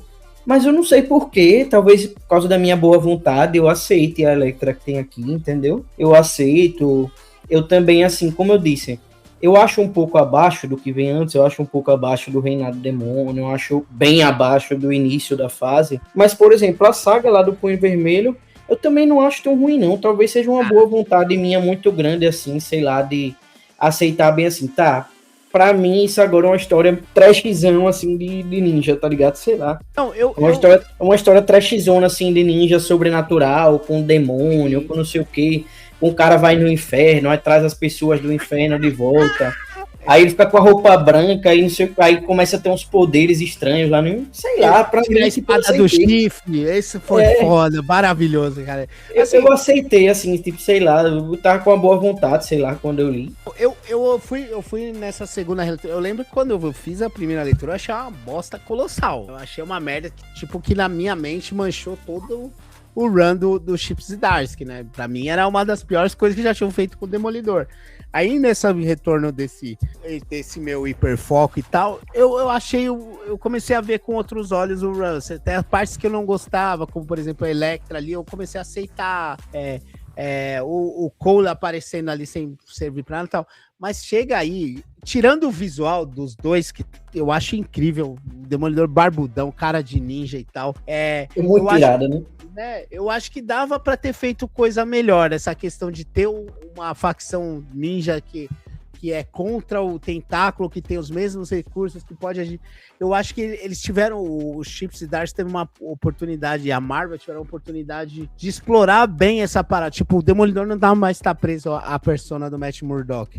Ele não tá mais preso a Nova York. Você quer fazer uma saga de ninja pelo mundo e tal, não sei o que. Eles tiveram a oportunidade de fazer uma história melhor, mas o que eles me deram eu achei ruim, achei fraco, achei raso. E sabe uma coisa que também me incomoda? É porque também, assim, por exemplo, né? É que é tudo muito rápido hoje em dia, assim, tipo, a Marvel... Primeiro que a Marvel tá com essa mania de agora, assim, tipo... Começa uma fase de um autor no personagem, aí no meio da fase eles zeram e volta para uma nova numeração, normalmente às vezes com leves mudanças de direcionamento na história, né? Que eles fazem isso com o Zdarsky, né? E assim, tipo, isso me incomoda um pouco, me incomoda também um pouco, parece que hoje os escritores não podem ficar tanto tempo assim nos personagens, né? Porque assim... Até por o padrão de hoje em dia, até o Zdarsky ainda fica muito tempo, né? Porque ele escreve umas 50 edições, né? Demolidor. Umas 50 edições. E até fica muito tempo o padrão de hoje em dia, assim como o Al Ewing ficou muito tempo no Immortal Hulk e tal. Mas sei lá, acho que poderia ser um pouquinho mais de tempo. Talvez se ele tivesse quase 100 edições, sei lá, como o Tom King teve no Batman, talvez ele pudesse ainda fazer alguma coisa melhor com essa parte dos ninjas e tal, né? Com essa parte da saga do Punho Vermelho, tivesse mais tempo pra desenvolver mais ideias, né? Sei lá. Eu acho que isso daí é realmente um problema da Marvel, assim, porque se você for parar pra pensar que a gente tá com uma série mensal da Era Venenosa chegando com mais de 40 números, chegando no número 50 aí, escrita pela J. Willow Wilson, e tipo, cara, se falando da Era Venenosa, não desmerecendo a personagem, mas, putz, você tem aqui o Demolidor que você tem que ficar zerando ele a cada, sei lá, 12 meses. Eu acho que o problema é mais na estrutura editorial da Marvel. Sei que eles tiveram umas demissões em massa, mas eu acho que tá longe de conseguir consertar. Você tem lá as minisséries do Shang-Chi, que teve, acho que umas 3, 4 minisséries de 6 capítulos. Tem as minisséries da... Tudo bem que é escrito pelo Steve Orlando, acho uma porcaria, mas da Feiticeira Escarlate ali, que é escrita ali o tempo todo. E se você for parar pra pensar, a pessoa que tá mais tempo agora na Marvel, num run longo, é o J.J. McKay, ainda à frente do Cavaleiro da Lua. Tipo, e não é um run contínuo, sabe? Tá sempre zerando assim do início. Pra mim, o que eu acho que talvez mais pegou ali pro Zdarsky na época, também acho que deveria ter sido um run mais longo, né? A gente deveria mudar um pouco esse padrão de conseguir ter a pessoa mais tempo escrevendo, mas é que naquela época, a Marvel, ela tinha um título que tava fazendo sucesso, e ela precisava de alguma forma transformar ele em mega saga. Então você teve ali o Venom do Cates, vamos fazer lá o King in Black no final da conclusão, em vez de fazer uma conclusão fechada. Teve ali o Eternos do Gillen, adoro Eternos do Gillen, mas aquela mega saga Judgment Day lá, tipo, ficou sem pé nem cabeça, sabe? Nossa, horrível. Mandaram ali, escreve isso daí pra finalizar, nada a ver. Você teve ali o Thor do Aaron, escreveram uma saga super sensal lá, que é a Guerra dos Reinos, super sem graça, sabe? Tipo, um desenho lindo do Dalterman com uma série, tipo, meio qualquer coisa. E a mesma coisa pro Zdarsky, daí ele foi, tipo, compilado aí, vamos fazer. Eu acho que nessa época, a única pessoa que passou de boa foi o Ewing com o Mortal Hulk, por pouco, eu acho também, porque a Marvel, não, vamos tirar leite de pedra, aí vamos transformar isso numa mega saga porque tá vendendo. E aí acho que, tipo, meio que atropelou o que ele tava fazendo ali, e não, tipo, vamos mudar o que eu tô fazendo, vamos fazer um plot final. E aí foi isso, sabe? Não sei também pra onde que o Zdarsky foi depois, não sei o que ele foi escrever, mas ele ficou um tempinho ali meio apagado, né? Acho que o pessoal não gostou muito e cancelaram o título dele. Ele voltou agora a fazer umas coisas pra Marvel, né? Ele tá fazendo Capitão América. Né? Ele tá fazendo Capitão América, tá fazendo agora uma saga, acho que é Armagedon, sei lá, uma minissérie do Wolverine, parece, mas realmente, tipo, parece que nada na Marvel atualmente, nenhum escritor pode ficar atualmente, tipo, mais de umas 25 edições, que é, tipo, sim, justamente o Demolidor do Armed, são 25 edições, aquela mulher Hulk da Rainbow Rowell, né, que eu acho muito legal também, acho muito divertido essa fase, mas assim, poderiam ter deixado ela mais tempo, ela fica 25 edições também, né, com aquilo que a gente comentou, 15 edições, e depois zera, mais 10 e tal, ela poderia ficar mais tempo. Pode até ter sido uma fase que não vendeu tanto, mas tava legal, assim, eu só via o pessoal falando bem quem tava lendo, né, é divertido. Eu acho estranho também, eu acho estranho. Porque, que nem você falou, a pessoa pode até ficar mais do que 25 edições, mas ela vai ter que zerar de novo, que nem aconteceu agora com o quarteto do Ryan North, né? Eu não tô lendo, mas o pessoal tá falando que tá legal. E agora zeraram de novo, assim, do nada, sem motivo nenhum. Só, vai sair o filme aí, vamos zerar a revista do zero. Eu acho, sei lá, é uma decisão editorial, na minha opinião, meio burra. Várias vezes ali eu vejo, mas não sei se vocês acompanharam o final de Krakoa nos X-Men. Eles começaram a lançar um monte de minisséries sem pé nem cabeça, uma minissérie que deveria finalizar o run lá do Gillen nos X-Men, e assim, essa minissérie, ela, com certeza é um complemento. Como que você vai vender uma edição número 1, que ela não é o início de uma história, daí a pessoa vai lá na banca, ela vai comprar aquilo, ela não vai continuar comprando porque aquilo não é o início, sabe? Eu acho a decisão muito burra. E eu repito, assim, tipo, eles zeram, mantém a mesma equipe criativa, mas parece que muda o direcionamento da série um pouco, sei lá, parece que, tipo, os editores, assim, decidem zerar, né, eles fazem uma reunião lá com a equipe criativa, sei lá, tem que mudar isso e tal, aí começa a mudar e, assim, tipo, atrapalha o desenvolvimento da história, né, sei lá. Eu não sei o que acontece, viu? Mas de verdade, eu acho que o grande problema sempre foi, assim, não é algo de agora, assim, eu acho que a gente teve períodos até que isso passava até uma boa impressão, mas o editorial fode todo mundo, cara, assim, na questão também de controle criativo dos personagens, essa premissa aí de zerar, de iniciar uma nova fase, mesmo estando os caras dentro do próprio run deles, assim, eu acho muito estranho. Tem, por exemplo, esse final do Chip Zdarsky, parece pra mim, eu não sei se eu tô enganado, não sei se vocês tiveram essa impressão, que foi corrido, aconteceu muita coisa desnecessária ali, mas era pra limpar, pra entrar um novo escritor, assim, eles falaram, como é que a gente vai encerrar essa parada? Tá, não sei, leva eles lá pro inferno, sabe? Tipo, mata o Matt, pra tirar todos esses coadjuvantes que ele colocou, pra tirar toda essa história de ninja. Então a gente precisa encerrar isso, porque o Demolidor Ninja não vai durar pra sempre. Ele vai ter que voltar pra Nova York, ele vai ter que voltar pra queda eterna do Matt Murdock, pra culpa cristã. Essa parada dele ser um ninja que perdeu um olho e depois arranca os 2 olhos, não tem como isso permanecer. Então o que a gente vai fazer? Pega tudo isso aí e dá um jeito mágico, como foi com o pacto com o demônio. Dessa vez ele enfrenta o capeta, o Elektra mata ele ressuscita, ninguém sabe como que ele ficou preso lá no inferno, pro novo escritor voltar e trazer de novo o ciclo infinito de repetição do personagem. E tem que voltar desmemoriado, né? Tem que voltar desmemoriado, tal, alguma coisa assim. Então eu acho que o ponto é esse. Esse final, ele poderia ter sido uma grande parada catártica, assim, pro Demolidor, porque, como o João mesmo falou, essa parte de ninja, de misticismo, faz parte da mística do Demolidor. Ele é um cara pé no chão, ele é o sombrio e realista? Sim, mas ele também é um cara que é cego e tem um radar, sabe? É um cara que tem um sentido ampliado, é um cara que foi treinado por um outro maluco cego para derrotar um clã ninja e tal. Então isso tem que ser tratado de alguma maneira. E eles tinham aqui uma oportunidade de fazer uma coisa catártica, já que vai ter que limpar tudo pro próximo escritor chegar, então, que fizesse uma coisa boa, mas parece que foi muito corrido. Jogaram todos os elementos, como eu falei, pegaram um policial de Nova York, jogou no meio de um clã ninja, sabe?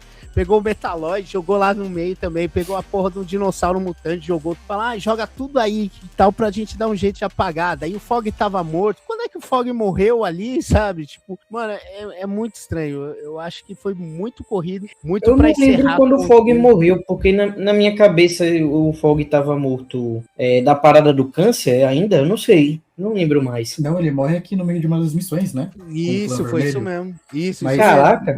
Mas eu acho que assim, vai um pouco mais longe, né? Vocês falaram aí que tipo, ele coloca vários elementos. Se talvez tivesse ficado mais tempo, talvez esses elementos estivessem fazendo sentido, né? Se você parar pra pensar, exato, tipo, talvez ele utilizasse pra alguma coisa. Porque não usa pra nada. Ele parece que juntaram tudo assim no mesmo balde pra, vamos limpar de uma vez, vai acabar aqui, sabe? Ele colocando as pecinhas, daí vem alguém, tipo, tira da mesa, sabe? Tipo, desaba assim o castelo que tá montando de cartinha, sabe? Ó, esse personagem vai fazer isso aqui vai ser. Não vai não. Você vai acabar com isso aí, porque agora vai entrar o Saladin Ahmed lá e é isso aí, tá ligado? Não estamos gostando da sua revista, cancela. Corta. Sabe? Parou, João Kleber. E o do Saladin Ahmed ainda é pior, assim, tipo, porque, tipo, dá pra ler, eu consegui ler. Eu confesso que eu não gostei tanto, não assim, dá tipo, pra ler, não me diverti tanto, mas assim, dá pra ler, passar um tempo, se você não estiver fazendo nada e tal. Mas assim, o Saladin Ahmed ainda é pior do que o Zadaz, que o Saladin Ahmed, nas 25 edições que ele escreve, tipo, ele não consegue desenvolver nada. O Zdarsky, apesar de assim, a gente achar que depois quisera, nesse final, esse terceiro momento, né, da fase dele, assim, ele também não tem tempo de desenvolver muita coisa, né, mas durante um tempo na revista ele ainda conseguiu desenvolver alguma coisa, né, o começo até, pelo menos assim, até o reinado do demônio, acho que ele consegue desenvolver muita coisa satisfatoriamente, de forma legal, né, na minha opinião, pelo menos. Não, pra mim, ele tem um ótimo... O início dele é ótimo, tem algumas barreiras ali no... Até entrar a Electra, dá uma decaída lá pro número 12, 13, perde um pouco a mão, mas ele continua bem. Reinado do Demônio eu acho muito bom, uma história muito legal de acompanhar, bem divertida. É porradinha de super-herói mesmo, no meio da rua, tem que ser assim mesmo. Ele põe personagens bons. Ele põe meu Deus, esqueci o nome dele, o Ben Reilly. É muito legal essa parte. Aquela cena do treinador descendo o cacete no Ben Reilly lá é maravilhosa, assim. Então eu acho que ele vai muito bem. No meio já de Reinado do Demônio, eu acho que ele já... E o Luke Cage também como prefeito eu acho legal também. Pena que a Marvel não explora isso bem depois, né? Então, a ideia eu acho muito boa, mas eles não exploram isso depois, ele só tá lá, só é uma coisa. Então, essa substituição do Rei do Crime, o Rei do Crime saindo fora, indo para lá em Cracoa, tá ligado? Eu acho até que essas paradas inusitadas é legal de se ver, assim. O que não pode é ser corrido desleixado, que eu acho que é o que o final é, assim. Tirando o visual, não tem nada que se aproveita ali. A tretinha no inferno ali, a galhofa que virou, tipo, o pai do Matt guia o Matt dentro do inferno, ele vai descendo, aí ele chega lá pra enfrentar a besta, daí o pai dele é o inimigo, que como é que chama? O Stick enganou, não é o bem, é Armando, não sei o quê. Aí ele mexe, tá com a roupa branca é clichêzaço, é cafonaço, mas funciona, ele pega os saizinhos, os bows dele, os bastão dele, e do chifre ele tira a espada laser, chifre... Eu acho essa sacada... De fogo, né? O fogo branco e tal... que ele é enviado por Deus, ele não obedece ninguém. Eu acho que esse finalzinho ali, que depois você já foda-se, assim, você acaba achando até ok. Mas o caminho até lá, essa parada do anjo, que era amigo deles lá, e que ele precisa juntar a galera, que precisa do rei e a rainha casar. E quando eles casam, eles estão no chão, não sei se vocês repararam, mas forma um coraçãozinho assim com eles. Nossa, que entrega, mano. Mas tal. Então eu acho essa fase do do Punho Vermelho, ela poderia ter sido, até na questão cafona, poderia ter sido, mas é muito, como o João falou, ele tá lá brincando assim, ó, com os Playmobil dele, com o leguinho dele, tal, daí chega alguém e fala, ó, acabou o horário, você tem que ir embora, vai chegar outra criança, aí pega e joga num balde assim, pra falar, ó, joga tudo aí de qualquer jeito, vambora, sabe? E isso me incomodou muito, assim, mas em questão do Runs e Darks, eu odiei, como eu falei da primeira vez, agora nessa releitura eu acabei tendo mais carinho pelo caminho todo, assim, que eu não fui naquele ímpeto de, puta, eu preciso ler, não, tá indo pro saco essa merda, o que você tá fazendo? Eu já sabia o que ia acontecer, eu falei, vou aproveitar a jornada e dar uma olhada. Vocês não releram, eu acho que devia ter, vocês deram uma chance aí algum dia, assim, pra aproveitar essa parte aí, cara, que é uma jornada gostosa, assim, o final descama mesmo, não tem como proteger muita coisa, mas eu me diverti muito lendo, eu tipo, me apaixonei de novo pelos Idades, que eu vi ali o ponto que poderia ter sido incrível, mas não foi, e o pessoal, não sei, a recepção, eu acho que na época foi ruim, eu não lembro direito, assim, eu acho que o pessoal desceu o cacete, assim, mas na época até, assim, até um pouco antes, né, do Reinado Demônio, eu lembro que tava vendendo bem e até tinha uma galera que gostava do título. Mas aí, quando chegou o Reinado Demônio, eu lembro que as opiniões começaram, assim, tipo, Reinado Demônio, embora nós três gostamos aqui, eu lembro que já tinha sido uma mega saga que a galera tinha metido o pau, que a galera não falou bem. E essa parte da saga do Punho Vermelho realmente é uma parte que, assim, que a opinião geral não é muito boa. Mas, assim, como eu falei, essa conversa toda da gente tá me dando até vontade de reler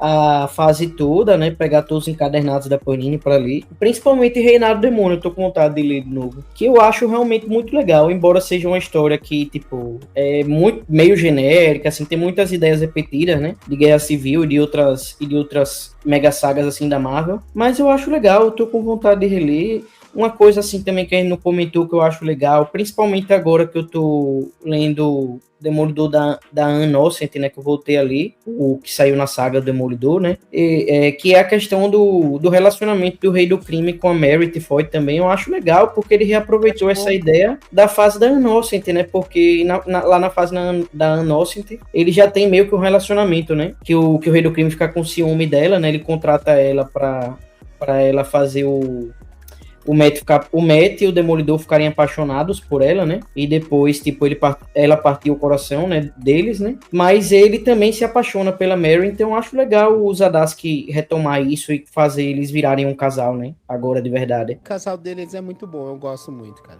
Eu concordo totalmente com o que você falou, só vou aqui, acho que repetir o que você disse, mas eu gosto bastante também de Reinado do Demônio, acho que das mega sagas que eu lembro mais recentes, assim, da Marvel, foi a que eu mais gostei, não é, assim, que nem você falou, não é revolucionária, acho que ela é básica e por conta disso, de ela também não ser tão propensa, assim, fazer uma coisa apoteótica, tipo o final lá de King in Black, lá, que é do nada, Capitão Universo, Venom vira Capitão Universo e oposto de, nossa, achei horrível. E aqui é uma coisa simples, acho que meu pé no chão. Claro que as ideias que foram implementadas aqui na saga, elas não foram utilizadas de forma adequada. Você pega o Luke Cage lá com o prefeito, nossa, seria um plot muito legal, saiu em nada, acabou em nada. Então, eu concordo. E, inclusive, um dia eu quero reler essa saga, né? Eu acho que em breve eu vou reler toda a fase aí. É que eu fui pegar um pouco de surpresa. Se vocês tivessem me avisado com um pouquinho de antecedência... De meia hora, né? Meia hora de antecedência. Então, João, vamos gravar? Não, porque eu realmente gosto dessa fase. E eu tenho um carinho, assim, um pouco maior, assim, por ela. Porque foi a primeira fase que eu li completaça, sabe? Tipo, pegar e ler numa tacada só quando eu li na primeira vez. Tipo, tentei, daí não fui, voltei, consegui, me apeguei à fase e li até o final. Tem coisas ali que eu gosto, tem coisas ali que eu desgosto. É igual vocês falaram, eu acho que só reforço isso daí, porque lembro que na época, no começo, todo mundo fazendo um barulho de que, meu Deus do céu, a melhor fase de todos os tempos, não sei o que, tá revolucionando o personagem. Aí com o tempo ele ganhou o Eisner, né? Ele chegou a ganhar o Eisner por essa série, não foi? Ganhou, não tenho certeza, mas acho que deve ter ganhado, sim. Eu sei que com o tempo daí foi perdendo e tinha gente que tacava o pau. Não, porque essa fase é uma cópia de não sei quem, porque essa fase é uma cópia de... Gente, tipo, a maioria dos personagens de quadrinhos hoje em dia vai ser cópia de outras fases, sabe? E é tudo bem, o importante é você contar uma boa história, com uma boa narrativa e com um bom desenho também, né? Tem que casar ali o sentido da história. E eu acho que ele entregou uma história legal. Eu sei que no final ele acaba desandando ali, que começa com um nível muito bom e depois ele vai perdendo a mão. Mas, cara, eu não vejo motivo para o nível do hate que tomava com alguns outros podcasts, alguns outros grupos ali de nerd ali que acompanhavam, que eu falava, gente, como vocês odeiam tanto essa fase? Que eu tô delirando de gostar disso aqui, sabe? Talvez também eu tenha uma boa vontade, também porque talvez eu tenha um apego afetivo, porque assim, não foi a primeira fase que eu li completa na Demolidor, não foi a primeira fase que eu gostei, Demolidor, mas foi a primeira fase que eu colecionei, né? Foi a primeira vez que eu fiz uma coleção completa do início ao fim do Demolidor. Eu não tenho nenhuma outra fase do Demolidor completa aqui na minha coleção, pela Panini. Então, assim, eu tenho um apego especial por essa também. Cara, eu realmente, eu sou... eu tava nesse grupo pelo ódio mesmo. Eu tava nesse grupo do João aí, que o pessoal ficou nervoso, ficou bravo. Eu fiquei mesmo. Porque eu já repeti isso umas 100 vezes. Eu achava que ia ser incrível. Não foi. Então é mais sobre mim essa fase do que sobre ela mesma, no caso, né? A minha expectativa e a minha decepção com o fim que ela acabou levando. Mas o final, essa parte que a gente criticou muito aqui, isso aqui eu acho que foi meio senso, apesar de vocês gostarem mais do que eu e acharem pontos mais positivos ali mais do que eu, é que o punho me quebrou demais, sabe? Tipo, eu falei, puta, cara, não, mano, sabe? O restante eu tava levando até... Que todo run nunca vai ser 100%, né? A gente sempre vai achar coisas ruins, a gente sempre vai ter coisas que a gente não vai comprar, vai ter personagem que a gente vai falar, descaracterizou o meu personagemzinho e tal, não sei o quê. Tem coisas que a gente vai gostar, tem barriga ali, tem tie-in de saga que não precisava, tem tie-ins que vão fazer sentido, tem mega saga que vai ser criada a partir daquele run, que sempre vai ser alguma coisa ali que vai estar em todos os lugares, não adianta. E super-heróis são cíclicos. Você gosta de super-heróis, você vai ver 1000 vezes o Matt caindo, 1000 vezes o Peter Parker se fudendo, 1000 vezes os X-Men sendo perseguidos. É isso. A coisa vai ter guerra em Gotham a cada 2 dias, porque a coisa é um padrão, é uma ordem, é uma diretriz editorial de... Você pode brincar com os personagens, mas no final eles nem, às vezes alguns nem tanto, mas... Alguns você não tem nem essa tanta liberdade que você tem em outros personagens, mas no final você vai ter que me entregar ele do jeito que eu te dei. Porque outra pessoa vai fazer de novo a mesma guerra em Gotham, vai fazer o Matt catar 50 minas e depois ele se arrepender. Vai ser sempre a mesma coisa, não tem pra onde fugir. Então, e você pode escolher, assim... aceitar isso, né, e tentar ter um relacionamento mais saudável com isso, ou escolher, assim, tipo, também não aceitar, não gostar, cada um, assim, tipo, faz a sua escolha. Eu meio que tenho um tempo que eu aceitei, que eu escolhi, assim, vai ter coisas que eu vou gostar, que eu vou aceitar melhor, que eu vou curtir coisas que eu não vou curtir, mas eu aceitei recentemente que super-herói é isso, que tipo, que se eu criar uma expectativa muito além disso, eu vou ficar chateado, porque realmente vai ser, como você falou, esse ciclo sempre interminável. Você pode escolher um lado, você pode escolher o outro, mas no final você sempre vai odiar a fase do Saladin Ahmed. Eu só queria dizer isso. Se Deus aí, por favor, continue falando mal de Jed McKay, porque um dia a Marvel ouve e dispensa esse maluco. Não quero que o cara perde o emprego, mas pelo menos que ele trabalhe um pouquinho melhor, né, mano? Gente, todos os podcasts que eu gravei recentemente falando sobre quadrinhos, quando eu tocava no tema de quadrinhos, eu falava mal, assim, era da DC. Eu entrava no tópico pra falar mal do Jed McKay, porque é impossível, gente. Não gosto é minha marca, né? Eu tenho um caderninho aqui o suficiente pra fazer 50 podcasts pra falar mal do Jed McKay. Gente, tipo assim, até um tempo atrás, hoje em dia ele meio que se reergueu comigo. Eu não gostava do Scott Snyder, mas assim, eu não gostava dele. Agora, ele lançou o Absolute Ultimatum, eu tô tipo, caralho, o cara é foda. Mas, ao mesmo tempo, o Jed McKay, eu não consegui achar nada ruim de eu falar, eu odeio isso, e nada bom pra falar, eu adoro isso. É tipo, um gibi insosso todo mês, sabe? Eu acho péssimo. É tudo meio nota 5, meio nota 6 mesmo. Exato. Mediano. É só pra manter a linha rodando, né, cara? Só pra manter o personagem ali.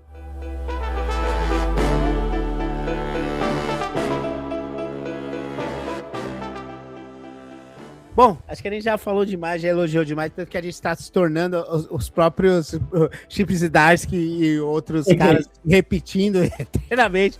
Acho que já deu, então vamos à parte do programa, parte do episódio que o Lucas mais gosta e torna como obrigatório. Tá vendo? Tem um ciclo aqui também.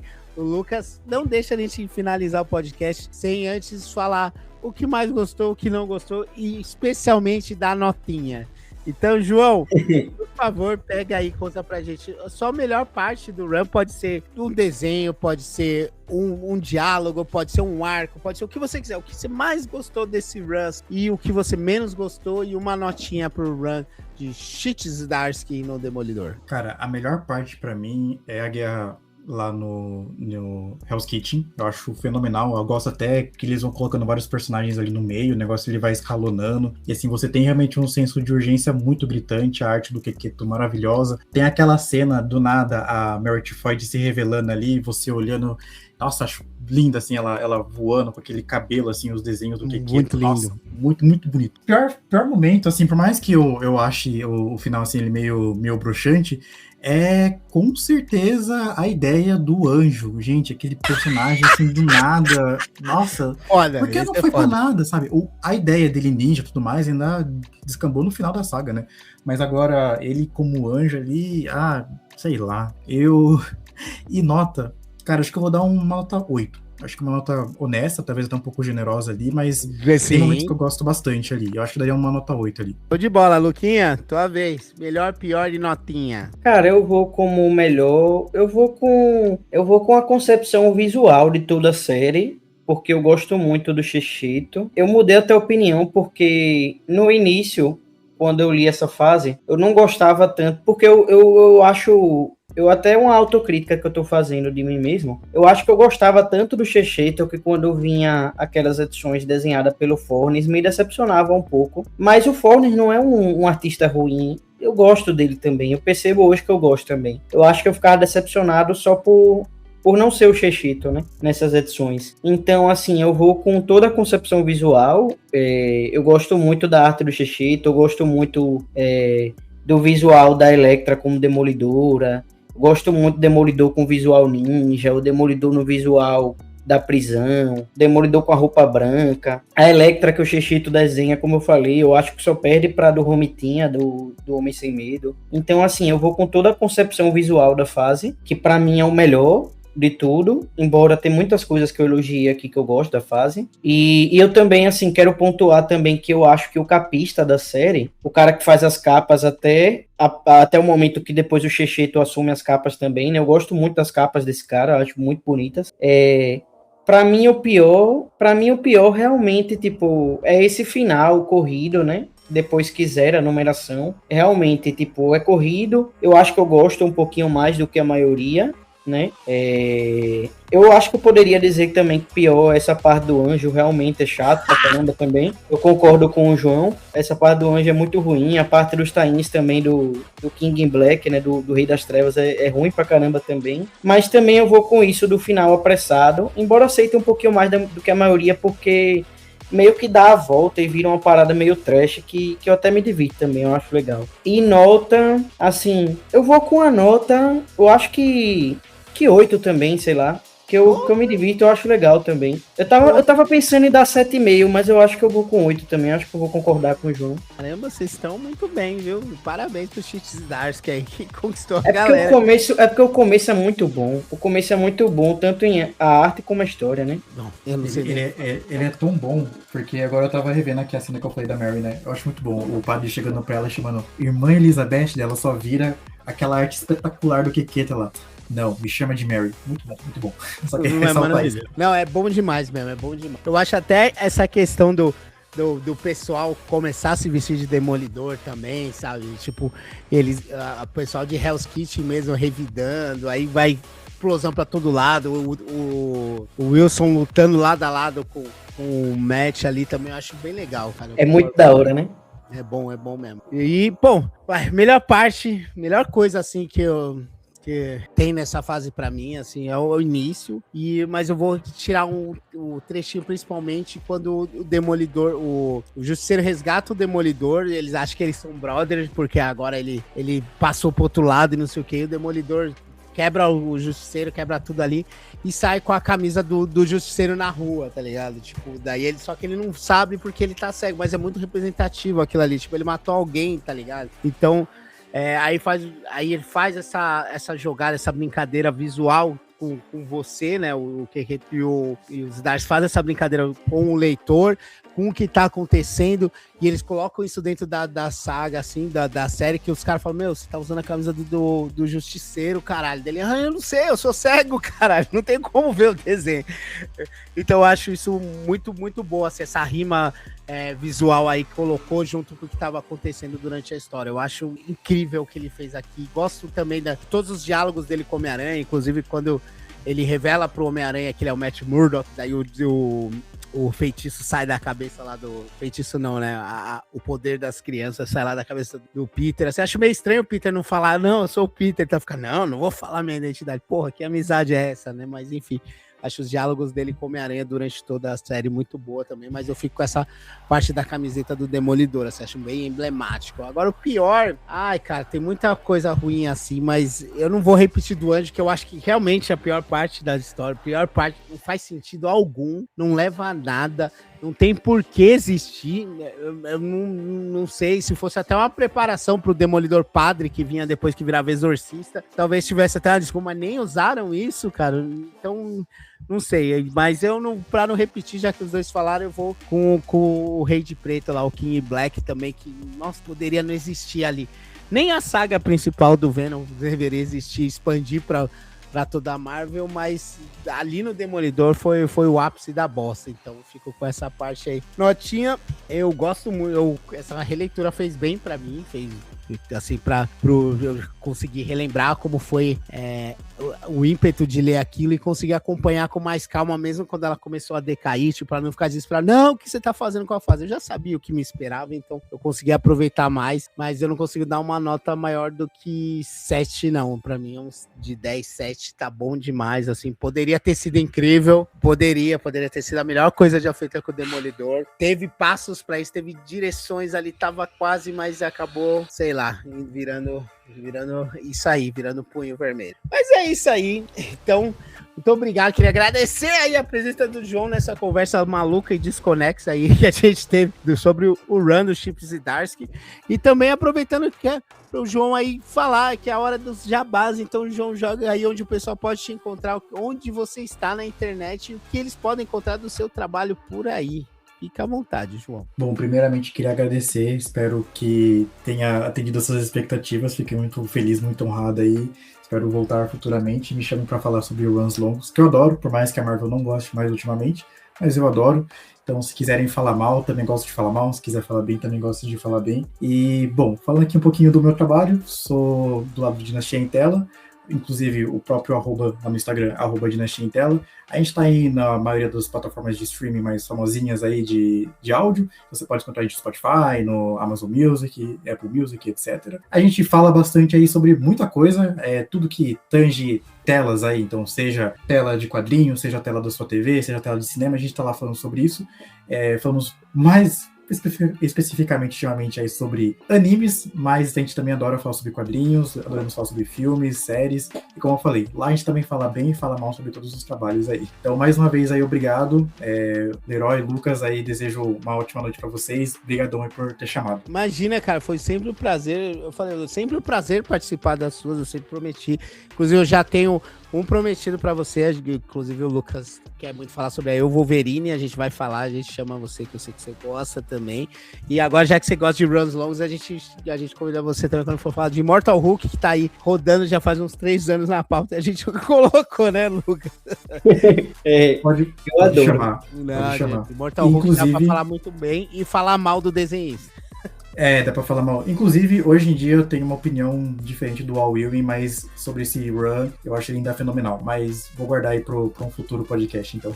Fechou. Luquinha, quer mandar beijos, recados, jabás, qualquer coisa, você tá livre aí, pode falar o que você quiser, meu. Eu quero agradecer ao João por participar aqui com a gente, dizer que eu gostei muito de conhecer ele, que a conversa foi muito boa, curti muito esse momento aqui, e dizer pra galera ir lá, dar uma moral no podcast, né, do João, ouvir os episódios, que é muito bacana, e seguir também lá no Instagram, porque também o perfil dele no Instagram é bem legal, é muito bem feito a página. Então segue lá, assiste, escuta, né, os podcasts nas plataformas aí de áudio, e agradecer pela participação, agradecer pelo espaço aqui sempre. Foi muito legal, curti bastante. Agradecer aqui também quem ouviu até aqui, né?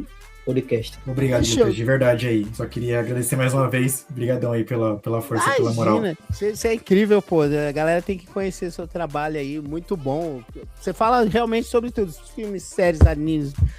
Eu acho incrível, assim, a gente fala sobre algumas coisas, a gente tem que se aprofundar sobre animes, né, Lucas? Eu tô, inclusive, revendo Meshle, pra gente falar sobre Meshle, que eu amo. Eu até assisto, né, bastante anime até, mas a gente realmente, tipo, não tem tanto conteúdo, né, nesse sentido. Vamos mudar isso um pouquinho. Inclusive, João, se você gostar de Meshle, ele vem com a gente também, que é nóis. Eu vou chamar vocês pra participar, inclusive sobre quadrinhos também. O Lucas tá super convidado lá pro Dinastia. Espero receber vocês em breve. Opa, vai sim, cara. Obrigado, sempre um prazer. Obrigado, agradeço pelo convite. E é isso aí, galerinha. A gente fica por aqui. Então, já sabe, o de sempre. Segue a gente em todas as outras redes sociais. Estamos com elas em todas como @haterzaço. Só não estamos no Twitter, porque não compactuo com ideias meio supremacistas. Então, procura a gente também no YouTube. Estamos lá como Haterzaço. E o Hatercast você encontra por aí disponível em todas as melhores plataformas e aplicativos agregadores de podcast e música, etc. Beleza? Acho que é isso. Muito obrigado. E dá uma chance pro Checheto que, tirando o finalzinho, o cara tem que mandar bem, beleza? Beijos, abraços, paz, tchau.